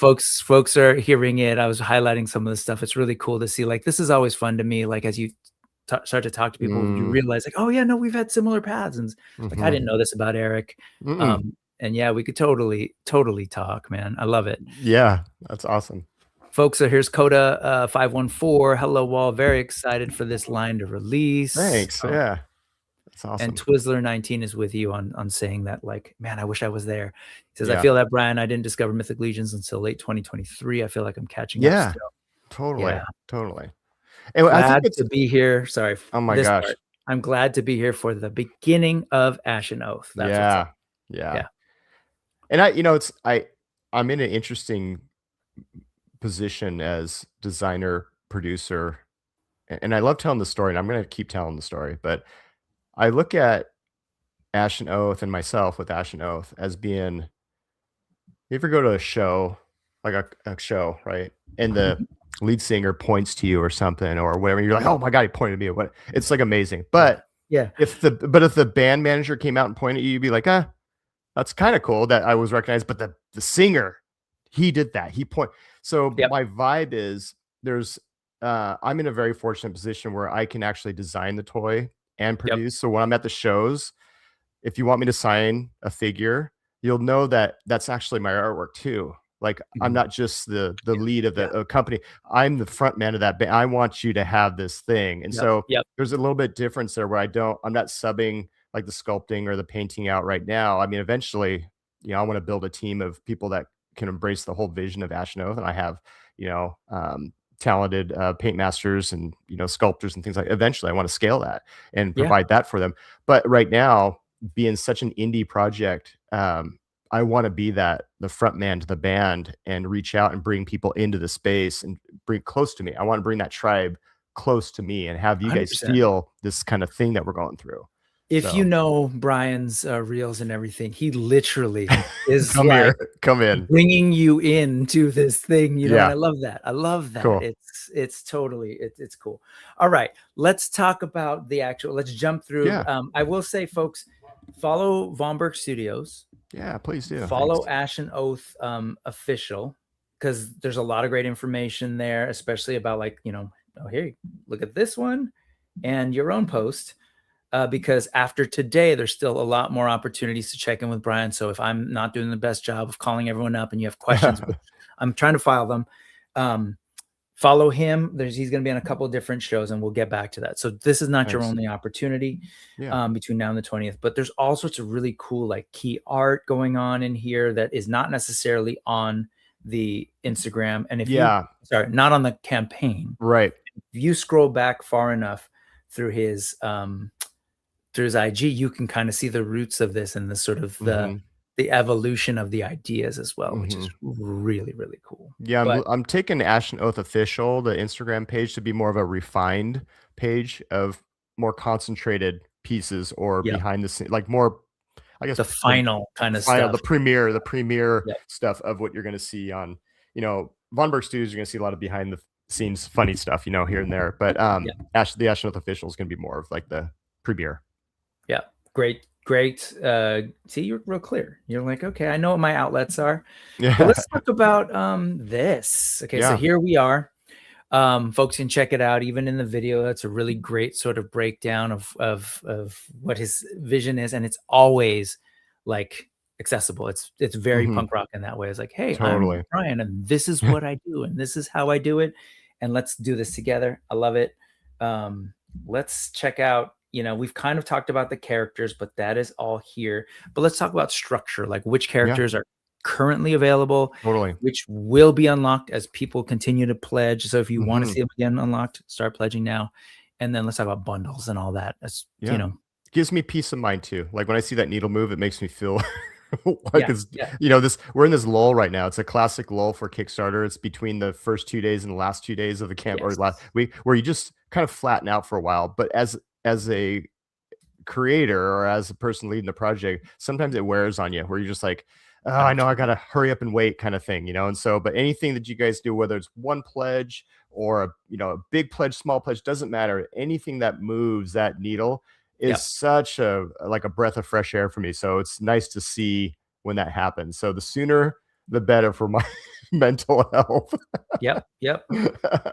I'm hearing that. And so tell us a little bit about the structure of what's available and what we're pushing to unlock. Yeah. So And right anything now, else, any other details you want to go yeah, over? right now we're looking at the first unlock is $150,000, and what that's going to do, it's going to unlock, or it's going to make available the first 3 characters, which is the Mortem Resonant, the Choir Morn, and Corthanis. And you'll see. So I'm going to go down to, sorry, I know we got here. It's way at the bottom. Okay.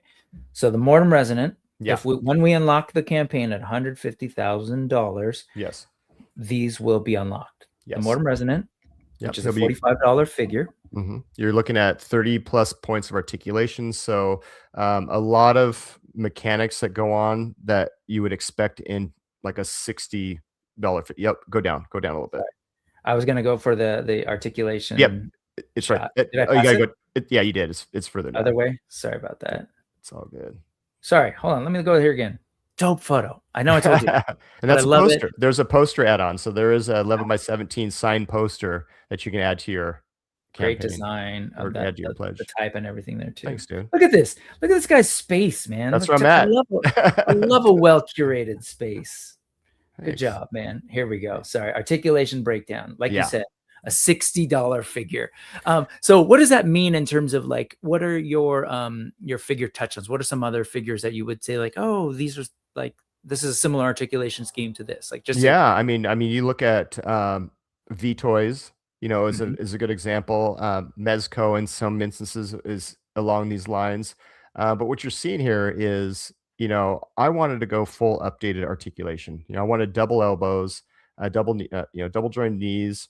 I wanted rockers on the ankles with, you know, the same concept for the wrists, where you didn't have to have like the vertical hinge, you know, sets of hands. I just wanted one sets of hands that will do it all. And so you're going to see a disc with a peg. So you get the peg 360 motion, and then you got the, you know, rocking, and then the twist and the wrist as well. Then you're getting the double, you know, you're getting the double barbells in the torso abdomen. So you'll get a good range of back bends and forward bends with the ball system that goes into the pelvis as well. And then you're going to have a butterfly. You'll have a kind of, I don't want to say faux butterfly shoulder, but if you want to scroll down or scroll up a little bit, you can see how, oh no, yeah, go back up. Sorry. Right up, there. Down. Yes. Yeah, sorry. So basically that junction, that little upside down cross kind of junction thing would go up into the chest. Yep. Yeah. And then the butterfly sockets go into the side there. So what that does is it creates that butterfly effect. So you have that ball movement there. And then there's so that's essentially these receiving are taking these guys in. Yeah. So that'll give you that forward, but it's also a full rotation, truly. So I think the new Motu Chronicles, like I'm seeing them kind of working with something similar, but it looks like this will give you probably a lot more movement based on the way I'm looking at this. Yeah, and those caps there help conceal some of that articulation. It's common. Yeah. It's a common technique. No, great. Yeah, thanks. And then the pauldrons, I did something different here with the pauldrons. I didn't want to peg them on the back, because what I wanted to have is I wanted full arm up and down motion, so they can go full circle without the pauldrons getting in the way. And so they actually peg into that arm there. You can see these are pinless. And so this is kind of an older picture, but if you look on the deltoid, it shows pins going through the discs, or through the deltoid area. No, just on the arm, upper arm, the upper shoulder. Oh, I see. Okay. That hole isn't there, but the smaller hole off to the side is actually where the pauldrons peg into. So this isn't there. This will be that is there, and it's a softer material, the pauldrons, so they can be swappable. So you can pop those on and off pretty easily. Gotcha. And then you got the bicep rotation, and but like I said, I went with a more of an advanced articulation system. Even the head, the head, you have the double, like the micro ball double, so you get that full range there, and ball socket at the base of the neck, so you get neck yes and no. Thank you. You can get some kind of crazy head turns, and then I don't know if we addressed this. I think Brick, you might have said it earlier, but the jaws on the skeletons are all articulated, so those do move. So good. So many those little details. Yeah, and so that's what I was getting at as far as a $60 plus figure, where at $45 you're getting a lot. Yeah. in that. And so, like I said, I want these to look beautiful in pictures. I want you guys to have fun with them, put them in different poses. And I hear, sometimes people combat it, say, well, I don't need my knights to be able to do splits. And that's really not the point. The reason I want to have all this articulation is that if you have to put them in a position, or you really want to push the limits to get it into a pose, you'll Yep. be able to do it with my characters. Options, So man. I it's just love it. options. And it's fantasy. I hear that all the time, and I understand people's sentiment. Like, not every figure needs to move like Spider-Man. Yeah. And their armor, they wouldn't be able to do that in real life. I totally hear that, but I don't run into a whole lot of armored up skeletons with green glowing eyes in real life either. So Yeah. it would be kind of cool if in armor you could. I mean, I'm Yeah. an anime guy too, and Mhm. so there's sometimes you're pausing reality, and there's the Yeah. dynamic posing that's just beautiful to look at. So the fact that if you don't want to do it, then no, But it's there. but you can. Yeah, Yeah. no, totally. I'll tell you, it would have been a lot easier if I did single joints and I just did 100%. solid torsos and things like that. But I didn't want to. I had to challenge myself and say, we got to do something. And then the skirt armor, the folds Yes. are soft. It's a soft material, Yeah. so that will be flexible as well. I know you mentioned this on Doraclair, but I love that also to again embrace the DIY spirit. I find that the creators themselves are a lot less combative and competitive than I think sometimes the fans are, and the tribalism. They're like, no, this action figure line is it. But you had mentioned that you've reached out to a bunch of different people, and you mentioned, and this is not just me being selfishly trying to bring up Spiro Toys and Animal Warriors of the Kingdom again. However, like, I think it's really telling that you've reached out to Jason from Jason Bienvenue. Yeah. And someone who's Huge had help. experience. Huge Yeah. help. And super helpful. Like, he gave you that tip around the durometer of plastic. Can you share that again I love that little tidbit of his idea. Yeah, he was giving me some tips on when it comes to manufacturing. He says, take your digital files, take your paint masters, get them over to the factory, but also send them samples of other figures, like other figure lines parts, and say, here's the durometer, which is, if you don't know what durometer is, it's just the hardness of plastic. Durometer goes way back for me, and I said this on the Doraclair because skateboarding, like 97, like 97 A's, and whatever. If you want hard wheels for ramp, or soft wheels for so durometer I'm really familiar with, and so it's interesting to kind of full circle back to plastic and toys. That the durometers make a difference. So but yeah, Jason was saying, send some pieces over there and say, hey, here's some examples of the durometers that I'd be interested in. So that's among many tips that Jason had. I mean, I think he helps out a bunch of different people. Like, a lot of people call him and say, hey, what do you think? And he's one of those guys, I swear it's probably not more than 30 minutes where he's like, here, give me a call, or hey, let's hop on a call, or write me. Or he's always there, and he's just transparent about everything. Like, there's a lot. There's some probably industry secrets I don't really want to say, but there were some things that he just wrapped up and says, this is it. You want to know that number? It's this number. It's that thing. I'm like, dang, dude. No one ever would say that. And it was just amazing. He's like, no, I just want to help out. It was just awesome that he's just transparent with those things. And it's not just him. I mean, there's many other people that I talked to to get some, we got Craig from, Cryptoids that just funded a $300,000 project. Amazing. Good Lord. Amazing. I chat with him all the time, and he's like, he's new to the business too, but we're bouncing things off each other, and he's helping me out with his progress. And so I'm never afraid to reach out and ask, for help, and say, hey, what are you guys thinking? 99.9% of the time, I would say almost 100% of the time, they're more than happy to help out and give some information or give some tips. And so I encourage people to not be timid about reaching out to some of the bigger toy makers, the smaller ones.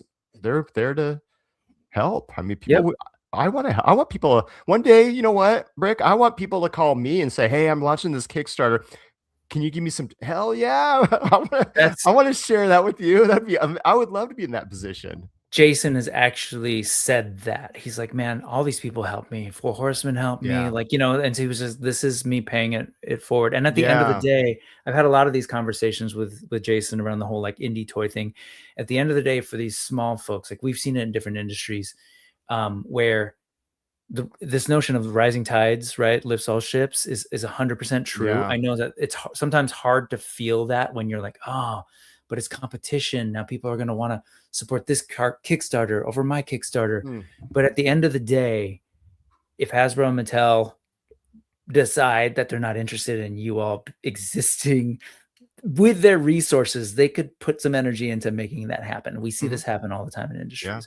So there's something to be said around the small guys, small folks coming together. Oh my gosh. Sharing the knowledge and pushing this further. Because at the end of the day, when I say rising tides lift all ships, as you all improve toys and give us something new, you raise expectations. And so now I'm looking at like Mattel coming around with these Motu Chronicles figures. I'm seeing them work on import tricks like face plates and K-pop demon hunters. Who knows what they're going to do with DC, but like they're stepping their game up because of what else is happening in the industry. So guess who wins? Collectors, because we're getting dope toys.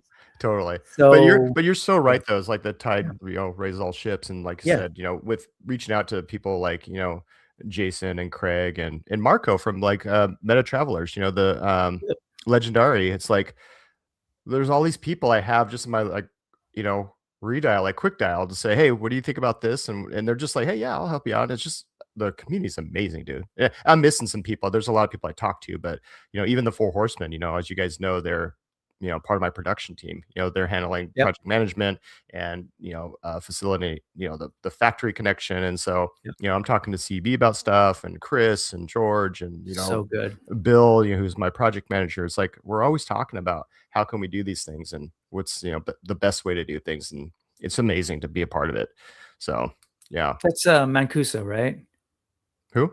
No, sorry. When you said Bill, I'm trying to remember the names. Raleigh. Bill Raleigh. That's who it is. Got it. I was like, wait, where am I getting these? He's great, okay. Dude, I don't know who he is, but he's fairly new in that that's the corporate structure. So okay, got it. Super rad, dude. Real quick, Coda's saying he loves how you did the pauldrons. And cool. Yes, Coda, I saw your comment about the name. I just didn't want to repeat myself, but we'll get to and this is hilarious, not intended, just truly genuinely passionate about the DIY indie thing, because I think it's actually exciting. In my lifetime, and I'm old, I've seen the most exciting things happen in the underground and in the independent space that ultimately moves the culture to the point where it becomes normal. And I see that happening in toys right now. Yeah. And that's why I'm all about it. Yeah. I love that. I love that you said that. So yeah, $45 for that army builder. It's a great value. You get 3 sets of hands. And then the sword, obviously you get the obsidian sword. So, and your swords even have, as we get through them, as we move through them, the weapons have stories. I love that. Names behind the swords as well. Quiremore. We've got the Quiremore who we looked at. And so what's going on with him that you want to call out? Yeah. And so, you get this is a great value because it's the same price, right? You're getting a helmet with this character and a little more intricate deco as well. So this is a really, really great value, just for many different reasons. But just overall, it has that gothic. There's a term. So who said that? Someone had a great like gothic term. It was like gothic elegant or something. But the gold and black just has that feel where they don't have to be gothic as in goth. They can be gothic as in Baroque gothic, or you know what I mean, like classical gothic, I guess is what I'm trying to say. And so this has those hits to it, and then you're getting the sword too, that has the screaming skulls across the blade, and just some other cool little points of deco as well. Amazing. These are all the screaming swords that he's referring to.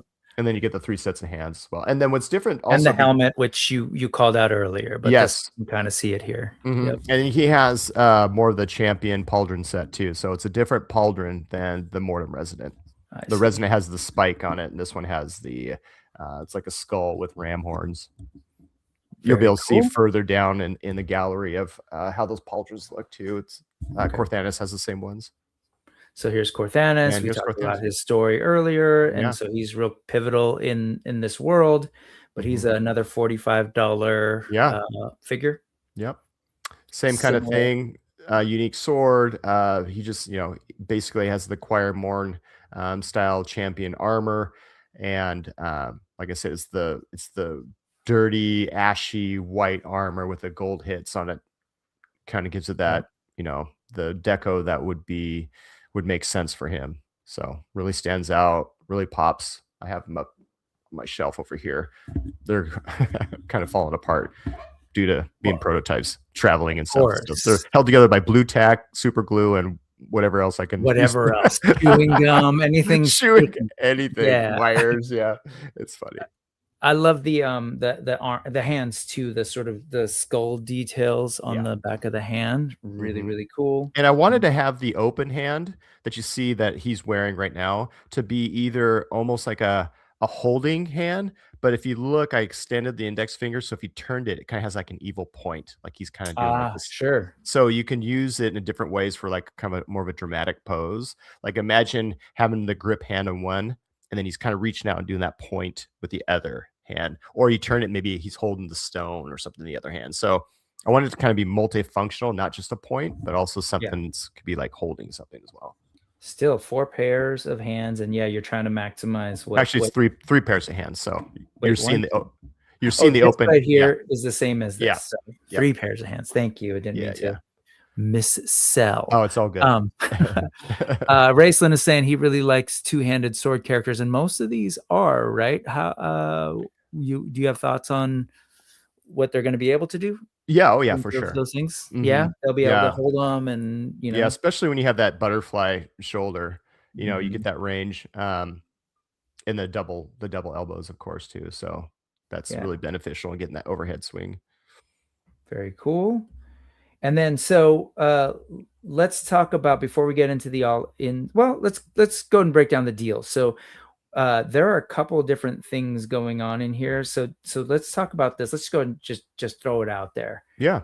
This would be essentially the best deal if you wanted everything. Now, is it just the figures, or this looks like, I know the bracelets are here. Is this like poster and everything else? Like what's the full unload in for the complete all-in set?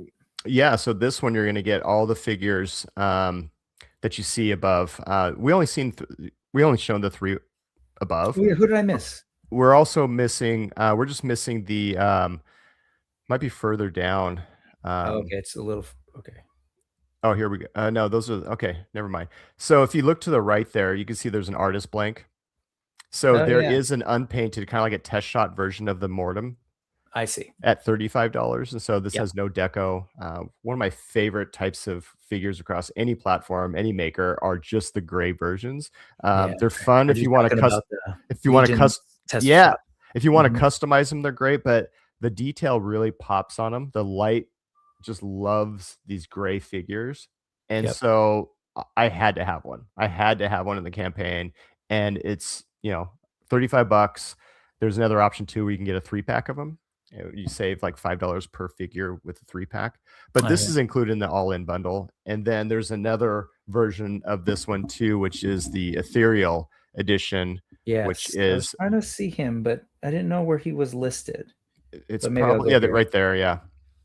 And this one's $50 because that translucent plastic is not cheap to cast, apparently. I mean, yeah. So he's translucent green. He's an event exclusive, so you're only going to see him on Kickstarter or at in-person, like cons. So this won't be an online sale item. You have to be kind of in person to get it, or get it from someone, or pick it up through Kickstarter. Okay. So this is, if you definitely want this and don't want to deal with either getting to a con later or having someone pick it up for you, like this is the guaranteed way to get it. I know Adam highly articulated is all about the translucent figures. He says he's asking for a friend. He is his own friend. You broke down that it is translucent. Will it have paint apps on top of the translucent? It sounds like yes, right? No. There's no paint app. Nope. It's just all translucent plastic. And one thing to answer his question about glow in the dark is that's something I'm looking into right now. I did get my quote back in time for the campaign to determine if we could do glow in the dark, but that's something I would really love to do.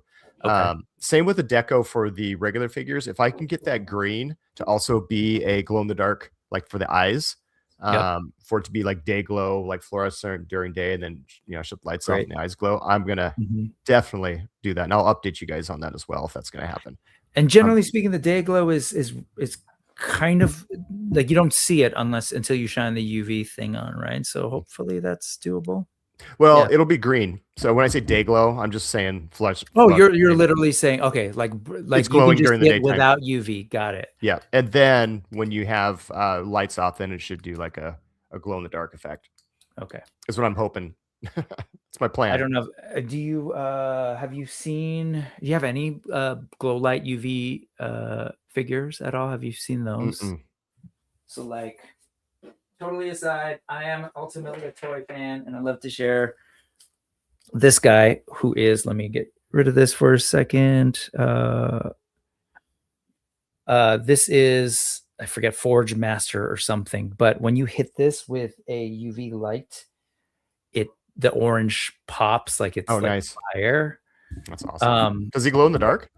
No, he does not glow in the dark. It's just a UV thing. So I don't, like, my understanding is it's the paint, right? And I don't know if it's the orange paint that does it, or if it's something like on top of the orange paint, or I think it's typically black light reacts to the color. So if it has like a certain shade of fluorescence, it's just, if you do like black light posters, they're not made of like any kind of chemical. It's just because it's the color that pops, like greens and blues and yellows. It's like a highlighter pen. You say that and I'm like, oh yeah, duh. But yeah, right. Okay, that makes sense. So hence the green you think will also have that. Oh, definitely. It'll be really bright under a black light for sure on its own. But what I want to do is have it green just visually without a black light being fluorescent, but then when you shut the lights off, it actually glows. It'd be sweet to be able to shut your lights off in your collector's room and then just see that Mortem eyes just glowing on the shelf. That'd be awesome. The power of the resonance zone. Yes. Yep. Since we're here, is the ethereal explained within the lore? So is this notion of this green edition a part of the lore? Yeah, when Corthanis takes down the Choirmorn kind of evaporates in this ethereal kind of green glow. And that was what's inspired for this character here. And now take note too that if you pick up this character, it would be really cool to swap out like the head and the hands with the standard Mortem, to make it look like it has this like in between stage, like has this ethereal kind of magic to it. That'd be or even the sword, like having the ethereal sword with the skull and then having all the matte black and steel. That'd be a cool combo. Love it. If I know Adam, which I think I do, that's $50 that probably is going to get added to your thing. That's awesome. If not just one. Okay, so that makes sense. So the artist blank and that are included in this sort of initial thing. So got it. So it's a 3 characters as well as the artist edition and the ethereal version, and that's $393, which gets you over $50 savings, including the bracelets and anything else that's not in this. Yeah, this one, I need it. That's good that you brought this up because I have an updated picture because I have also a enamel pin, like ASHEN OATH logo now that's included with this. But if you notice there, the text I have says plus all future stretch goal unlocks. So what that means is that once I'm being ambitious here, unlock the Eventide characters, all 3 of those characters are included in this bundle as well. Got it. And the poster. It's all of it. Everything that you see up to this point will be in that bundle. And there's the question of this is people have asked, what if the Eventide does not get locked or unlocked and I'm in on this bundle?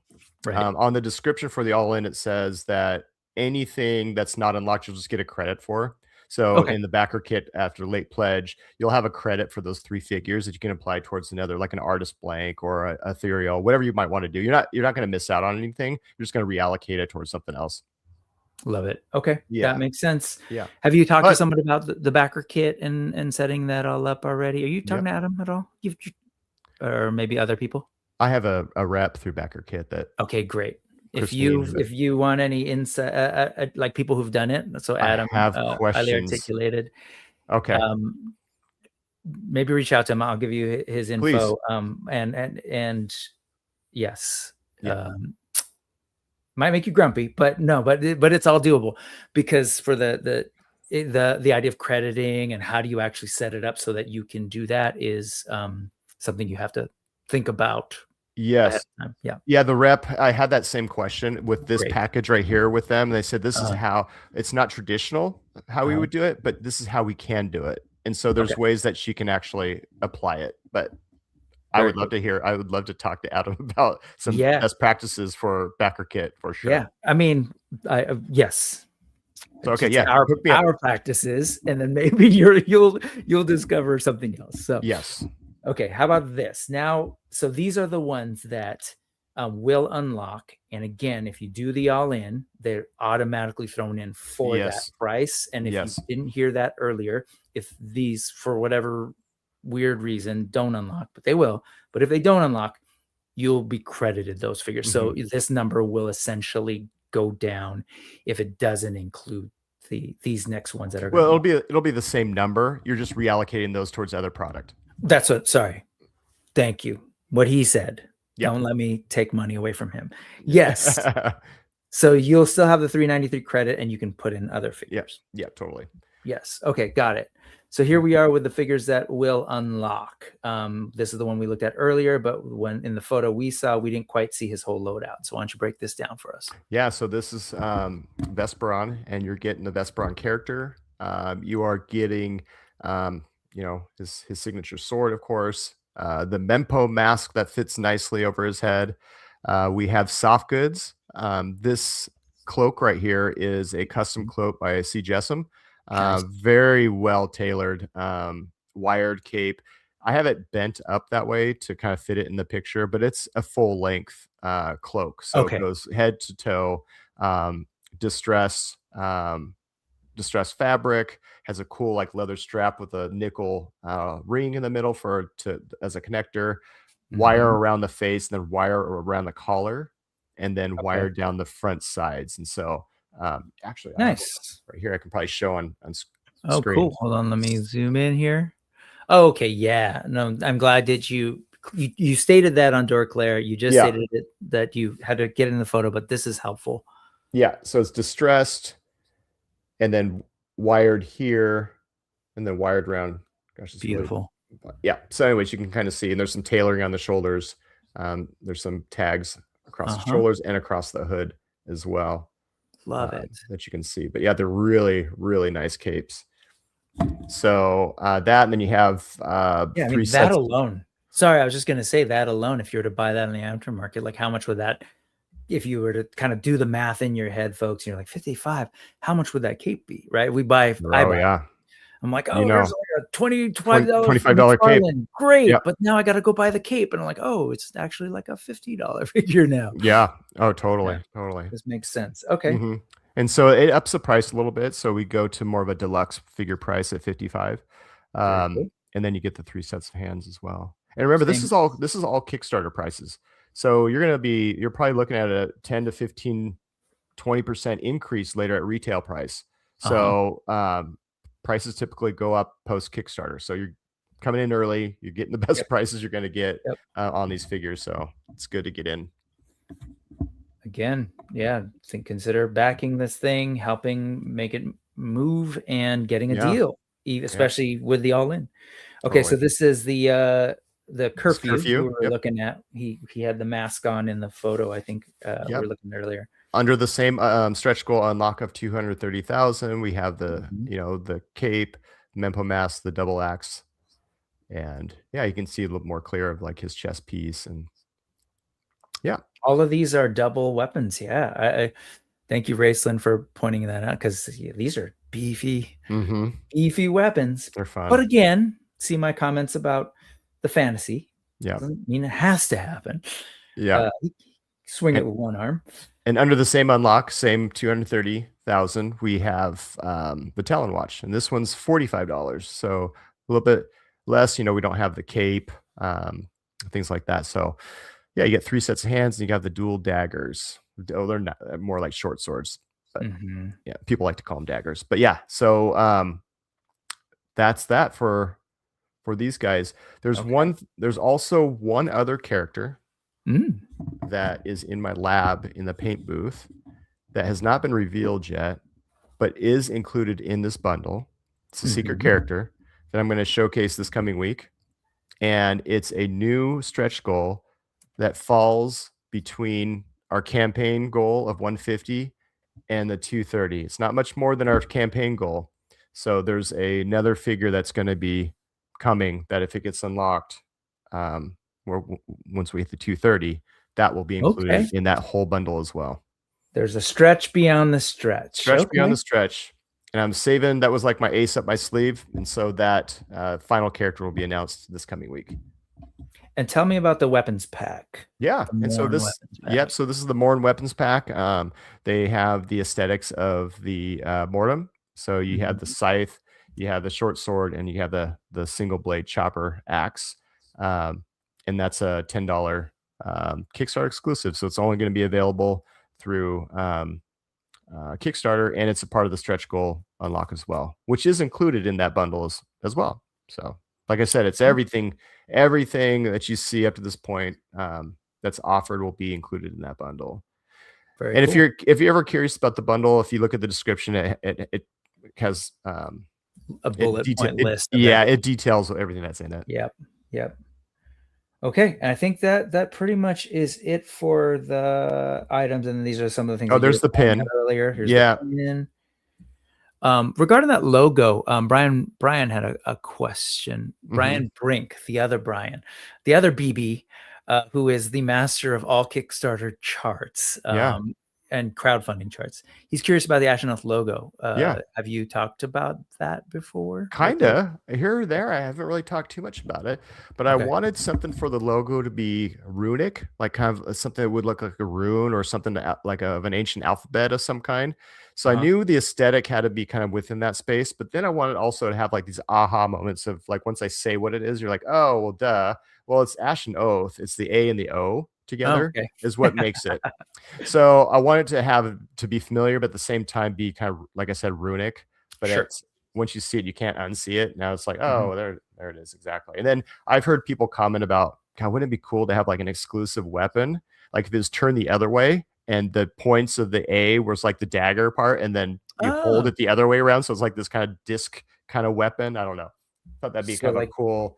These custom would be the handle kind of thing. Or you should put your fingers in between the slots the other way around. So you're holding like almost like a what do you call it? Like a Wolverine kind of style, you know? Oh, sure. Yeah. All right. So that might be a cool custom weapon or something. Or some clarity. Chris Bouchard is asking, so the new character, is it between 150 and 230 or after between 150 and 230? Yeah. Okay. All right. It's not too far above the 150. So once we start creeping, when you guys see it next week, you'll be like, oh my gosh, it's so reachable. Like, you'll know when you see it. It'll make sense. Nice. See, and Brian added a little to get that pin. Here's that articulation. And I know this is pretty early in the development. It's a really early one. But you can kind of see, again, I love that. I mean, talk about the drama and like, this is like almost imagining, he's being defeated, right? And you have this drama behind it. Couple things I want to demonstrate is when I design characters, I really focus on lines, like leading lines, how lines follow. Like if you look at the upper thigh, you can see this, it scoops up to a point. It kind of matches the shape of the abdomen ribs, it matches the shape of the chest ribs, has all these lines that are leading, and then if you crunch them back down, the lines lead in. So I really look at the silhouette of characters when I'm designing to make sure all that flows and all the lines make sense. But at the same time, with this picture right here, I wanted to demonstrate gap issues when you have crunches that go back. Like, is there going to be a gap between the chest and the torso? So I'm really hypersensitive about those kind of, when you have highly articulate characters, sometimes you sacrifice, you try to minimize those gaps as much as possible. So this is the first kind of early run of what the articulation could look like, minimizing those gaps. The pelvis piece right there would be of a softer material as well. So you're going to be able to get the legs and, crazy positions too. All right. I love this. I mean, again, I have become an articulation junkie, not an articulation snob, because I have a lot of figures that don't have it, and then they make up in other ways, and I'm just like, yeah, these are great figures. But to me, this is like the best of all worlds, right? Beautiful sculpts, beautiful like paint and everything, as well as Thanks. movement. So Yeah. look, you even got the mouth in there. You know Oh what yeah. He's screaming. you know what you're showing off. Okay. And there's, of course, the gallery. So folks should definitely check this out. Again, if you notice at the bottom of the screen, bit.ly/back ASHEN OATH. And I had mentioned in the live chat, like, hey, hang out, folks, because there's some giveaways. You were talking about something. Is that something you're still up to do? Absolutely. So yeah, I don't know how you do I'll do a hashtag for it. You have a hashtag. Okay, cool. Yeah. So what I wanted to do was give away one of the ASHEN OATH figures. So whatever we get unlocked during the campaign, I want to give one of those away to.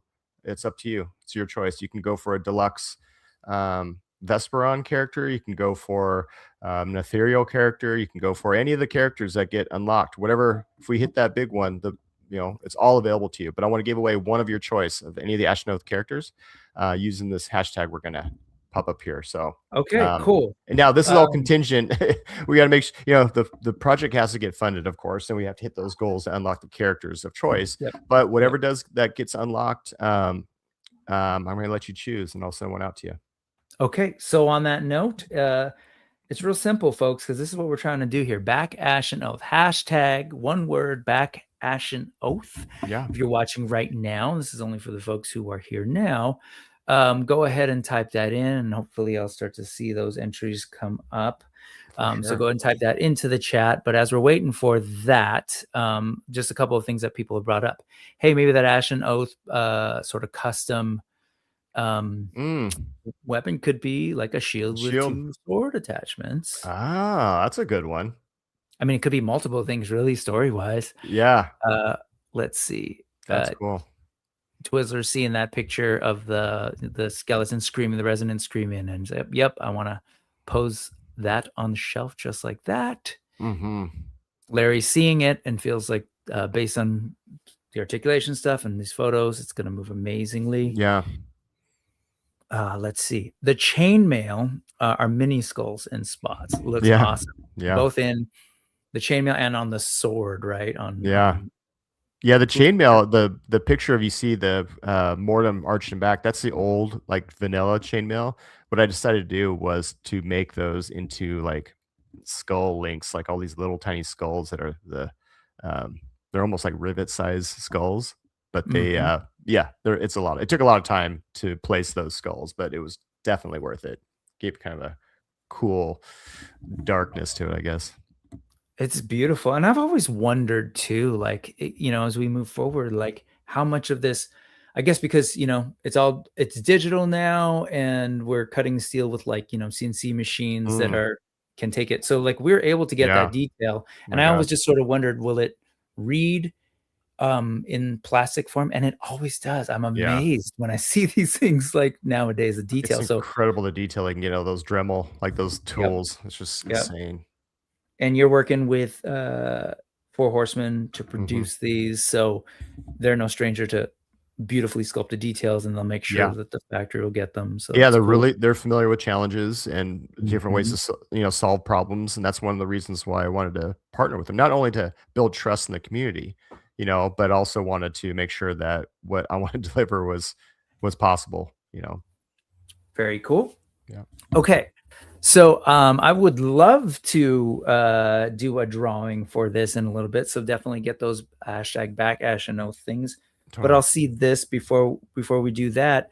On Memorial Day weekend, so what is that? May 23rd to the 24th, there is a show that I'll be attending and selling Spiro toys at Motooniverse, which is a Motu-centric fan convention that is at the same one that PowerCon used to be at.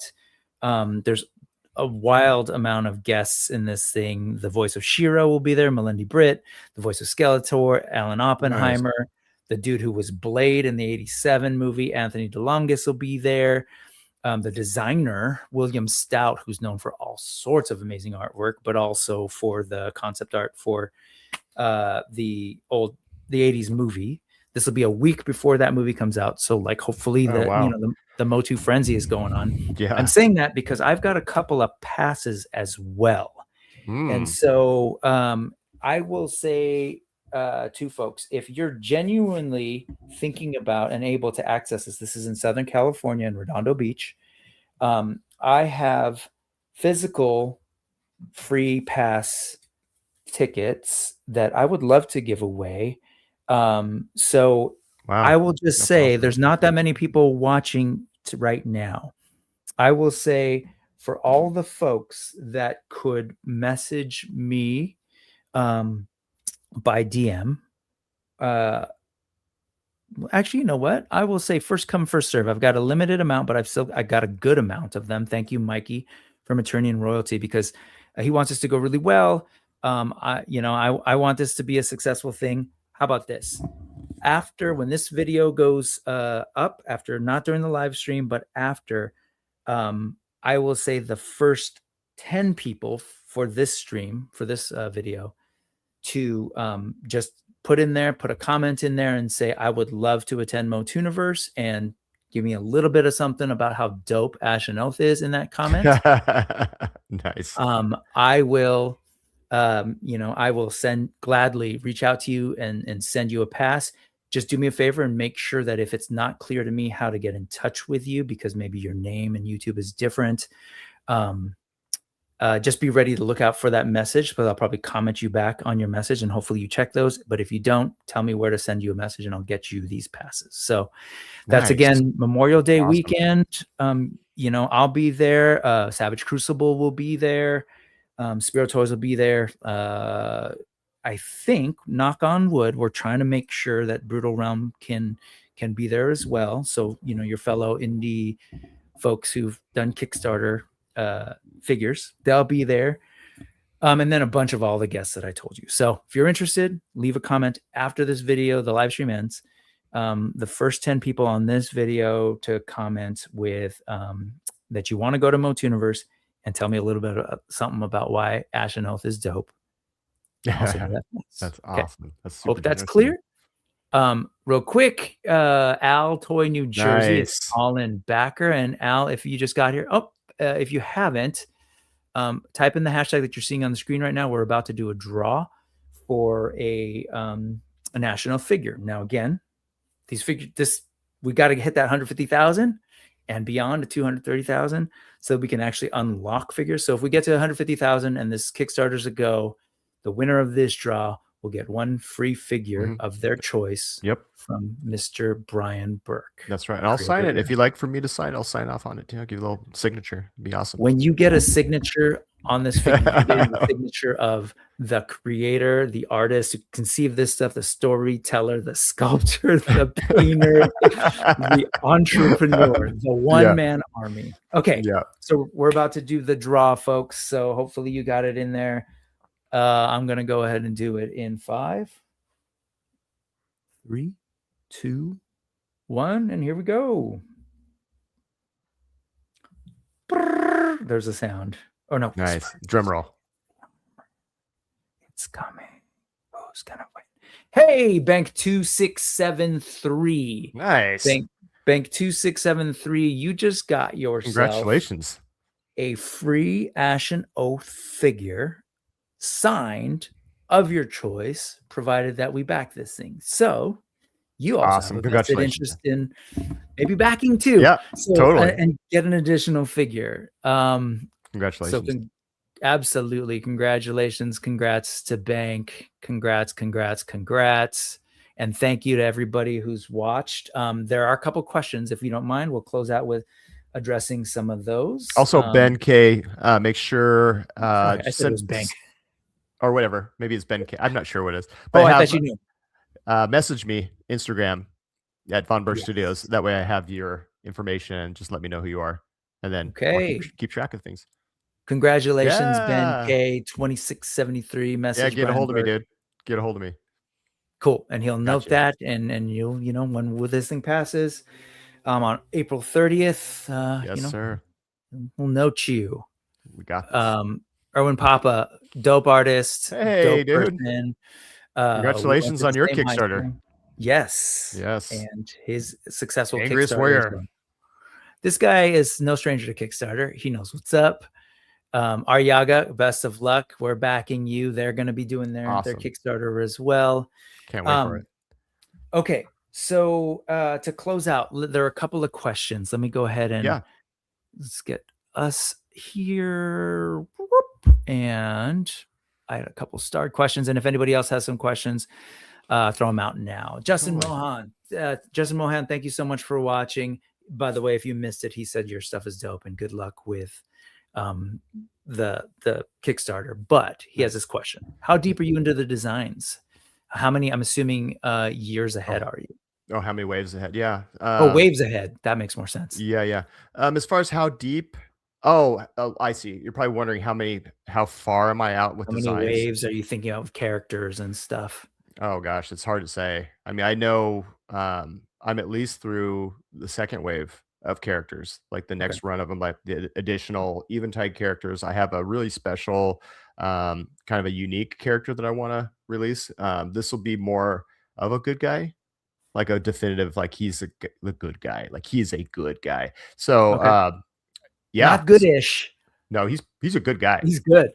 He's good. He's good. Yeah. So yeah, I'm through. As far as lore goes, I mean, my lore Bible and concept of like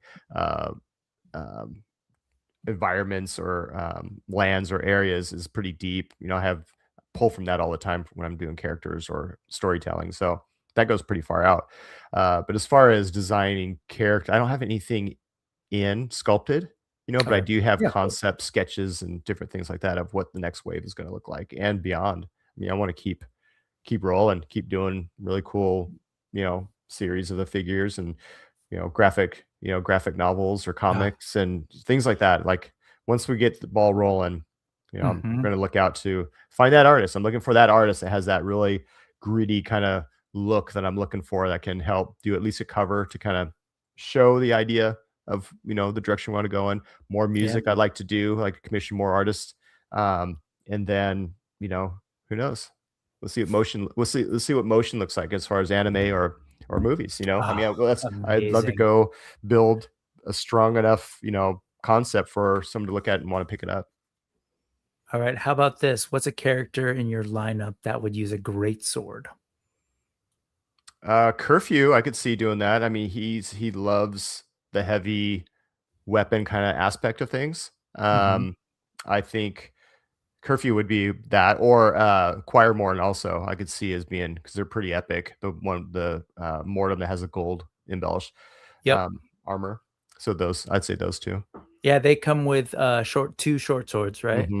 Great. So there you go. He's gonna need a great sword. There you go, Raceland. Make that happen. This is Corsair Creations, who are also going to be doing theirs soon enough. Their Kickstarter soon enough, and 100% Quaid and Abigail, whoever's behind this. New things. We need new things, new IP, new worlds. Give it to me, because Hasbro, Mattel, they had their time. They could have, but they chose to embrace, which I understand. Like feed us Masters of the Universe, all that stuff. Feed us G.I. Joe, cool, but new things would be great too. Totally. I'm with Justin Mohan on this because I'm a big creature guy. As you can probably tell from some of the things I held up. Will there be any sort of creatures? Yes. I don't know if vampires count or like what. Yes. Definitely. Yeah, I can't say. I don't really want to say right now, but yeah, I do have that plan for sure. Okay. For sure. That's very cool. All I can say. Well, he's got another question. Will we see any lighter characters? So you mentioned the good character, or are they all monster themed? I like that they're monster themed, kind of, but also, or will the characters be darker and be good too? Yeah, it's a combination of that. I like to, my thought is having the story to be really bleak at the beginning. Like what you're seeing is probably as dark as it gets at this point, right? And so everything kind of goes up from there. You're going to see more, in the future, hero class characters, like I said, the good guys of different realms, introducing just different ideas of like, I don't want to say brighter as in persona, I guess, going forward. But yeah, for sure, it's not all going to be just death and drabby characters. There's going to be an introduction to other kind of schemes, I guess. There's levels. Yeah, there's levels. There's levels. Yeah.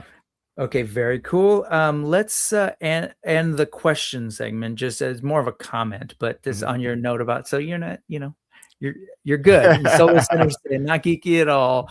We like these shows too because you get the insight, and you're totally given all of that. Good. It's appreciated, which is awesome. Well, thank you.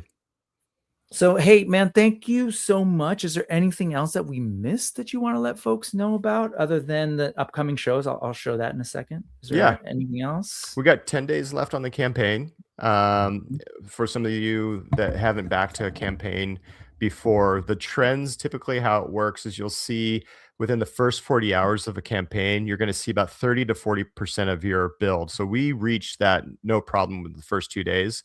You're going to see the last 2 days, if not the last few days of the campaign, that's where you start seeing about 30 to 40% of your build back up in the hype because it's closing out. The FOMO effect is going in.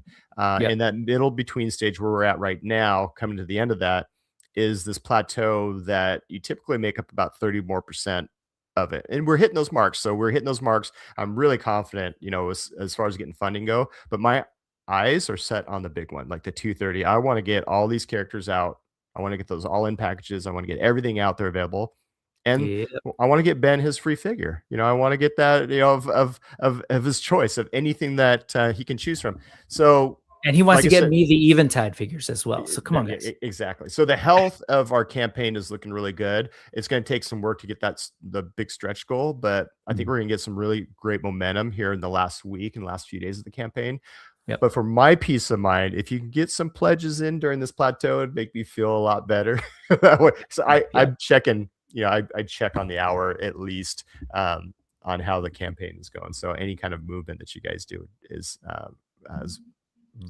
really exciting for me. It really helps out. So love it. And it looks like we've seen a little bit of movement here. So thank you, folks. For sure. For doing that. Let's talk about what's next real quick, and then we'll close out. Let me get this up. So folks, he is also on a tour. I'm on a worldwide tour to get the word out. So here's the schedule of toy talk shows. Yes. Listed out here. And then there's a couple of details that I want to I'll go ahead and just list this out quicker to see. So you've got nice. Definitely go back this week and check out the Dork Lair one. There were some additional things that they talked about that we didn't necessarily get to cover here. So check out the Dork Lair channel.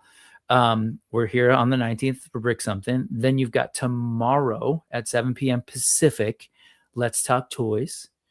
Next Saturday? No, the 25th. Yes. Next Saturday is on Saturday Day Live on the Hedgehog Action channel at 12 p.m. Pacific. He'll be there, and then he's got a doubleheader that day. He'll be on Purple Gang Gang, PGG at 6 p.m. to talk all about ASHEN OATH, and that will probably be incredibly lively. No whispers about it. It's quite the opposite. Yes. And then the next morning, you'll see him on New to Mythics pretty early, really early. Yeah, because they're working on their schedule. But 6 a.m. for you. Good morning, Brian. That's you right. You can see what Brian looks like early in the morning, 6 a.m. And then again, double that day, 3:30 p.m. Pacific on Sunday. You'll see him on Figures Not Included. Sorry, triple header. Because that night he'll be on Just Shelve It with Jesse and Curtis, 5 p.m. in the evening Pacific. And then Monday, he'll, at least so far, he'll end with the friends over at the Collection Nexus. And I have one more show that's not on there. That's that's on the 28th. So on the 28th, I was invited to the Toy Anxiety, so YHS, Craig's show. So I'm going to be on their show on the 28th, which is I'm excited about all these shows. Awesome. There might be some new ones, but that's the latest edition that hasn't been updated. Was a Toy Anxiety Very cool. Show on the 28th. And let me just put it up here for the folks who are here with us. But at the bottom of that post that you're seeing right there, if you go to bit.ly/Ashen Oath Talk, you'll see this show. You'll see Dorklair's show already there if you just wanted the quick links, if you're just, trying to quickly navigate. And then as the other shows pop up, if they have links, I'll add them to that playlist so you can quickly see those. And that way, Brian, you'll have this nice record too. You can always go back and see, like, this is the history of like the DIY thing happening, right? For sure. Very, very cool. So check that out. Again, folks, to back the campaign, you'll see it coming across the bottom, bit.ly/backashenoath. Spread the word. That's the thing with these. You got to share it and let folks know. Make it so that, like, again, this is not something that everybody will back, but please help us make it so that no toy person can say, I've never heard of Ashen Oath. Yeah. Like, awesome. They have to at least have heard of this thing and just say, oh yeah, no, I heard about that thing, and be looking for it when it is a toy line that they can buy at retail. So for sure, because that creates a lot of momentum. Like once people start pledging, it just becomes viral to a certain degree. So any pledges that come in really helps bump the next person that wants to jump in. So absolutely. Okay, and then I will end with a couple things coming up on the channel this Wednesday for the West Coast Mythic Meetup. He comes out every year. He's been there since the first one. Nate Barch, who will be our studio rep, will be at the Mythic Meetup on May 2nd. And as I mentioned earlier, this is my annual. I get to hang out with Nate and talk toys, and he'll be sharing some of his new work. Folks have probably seen his new Celine portrait that he did. And then there's another one that I don't think he's posted yet, but he has sort of a teaser of it because he's bringing prints to the show of both Celine and an awesome portrait, sort of a side view of Amir Gaspar, aka Scapular, on Umbra, going across the canvas essentially. So I'm going to talk with him about that. I have some questions about, again, like when he started with the Horsemen, it was like, yeah, we're doing Mythic Legions. And actually he was there before, but we're doing Mythic Legions, and got to create the identity for that and the packaging and, these character illustrations. But now after G-Con 2024, we have, well, I guess before that we had that Cosmic Legions, Figure Obscura. After G-Con 2024, it was like, well, there's Infinite Legions, which has now 2 waves of completely different identities, right? Between the Faden and now I'm forgetting his name, but Joe Manganiello's Archon, right? So these are all things that he's had to create. As a designer, as an artist myself, I want to pick his brain about like what that's like, because his area of work just expanded, right? And how he's keeping up with that. So come hang out with him, he and I, this Wednesday, 4 p.m. special time, special show, 4 p.m. Pacific. And then next weekend will be our last show before the Mythic Meetup. And so I'll be hanging out with the rest of the organizers to talk about the show and really highlight all that stuff. I just want to close this out with, hey, how about this? Hey, I'm rooting for you. It says Swizzler19. Everyone should back Ashen Oath. He's speaking truth. Facts, as the kids used to say. Probably not anymore.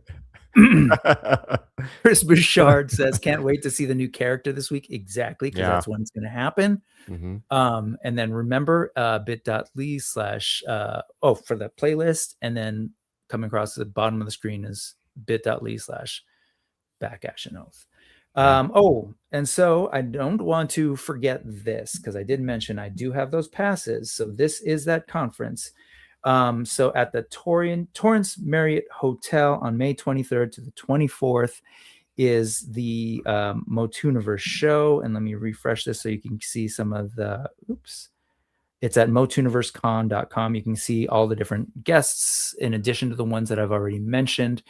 The reality of a Southern California Motu show is that you have access to a lot of the Southern California people that worked at Mattel or worked on the movie stuff and the comic stuff. So totally fan driven. And then I will say the tickets to the show are, come on. I think it's $35 for a Saturday pass, $35 for a Sunday pass. It should be coming up, and if it doesn't, just trust me, that's how much they are.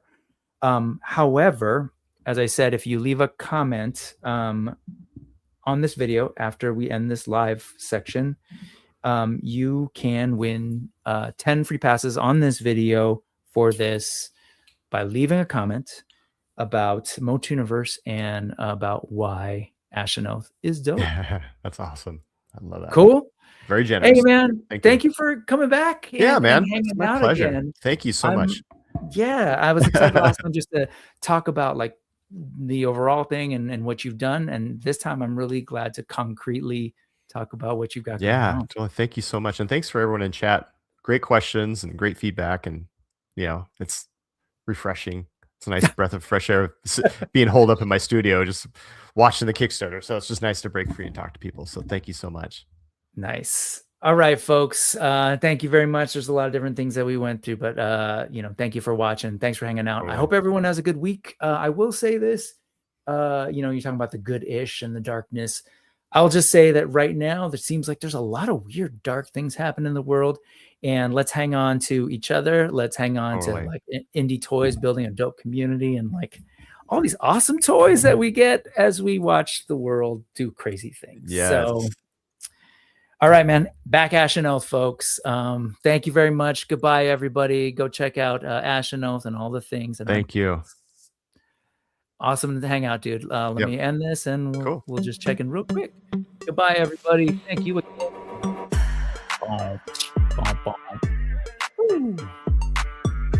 Back Ashen Oath, dark fantasy goodness. Yes.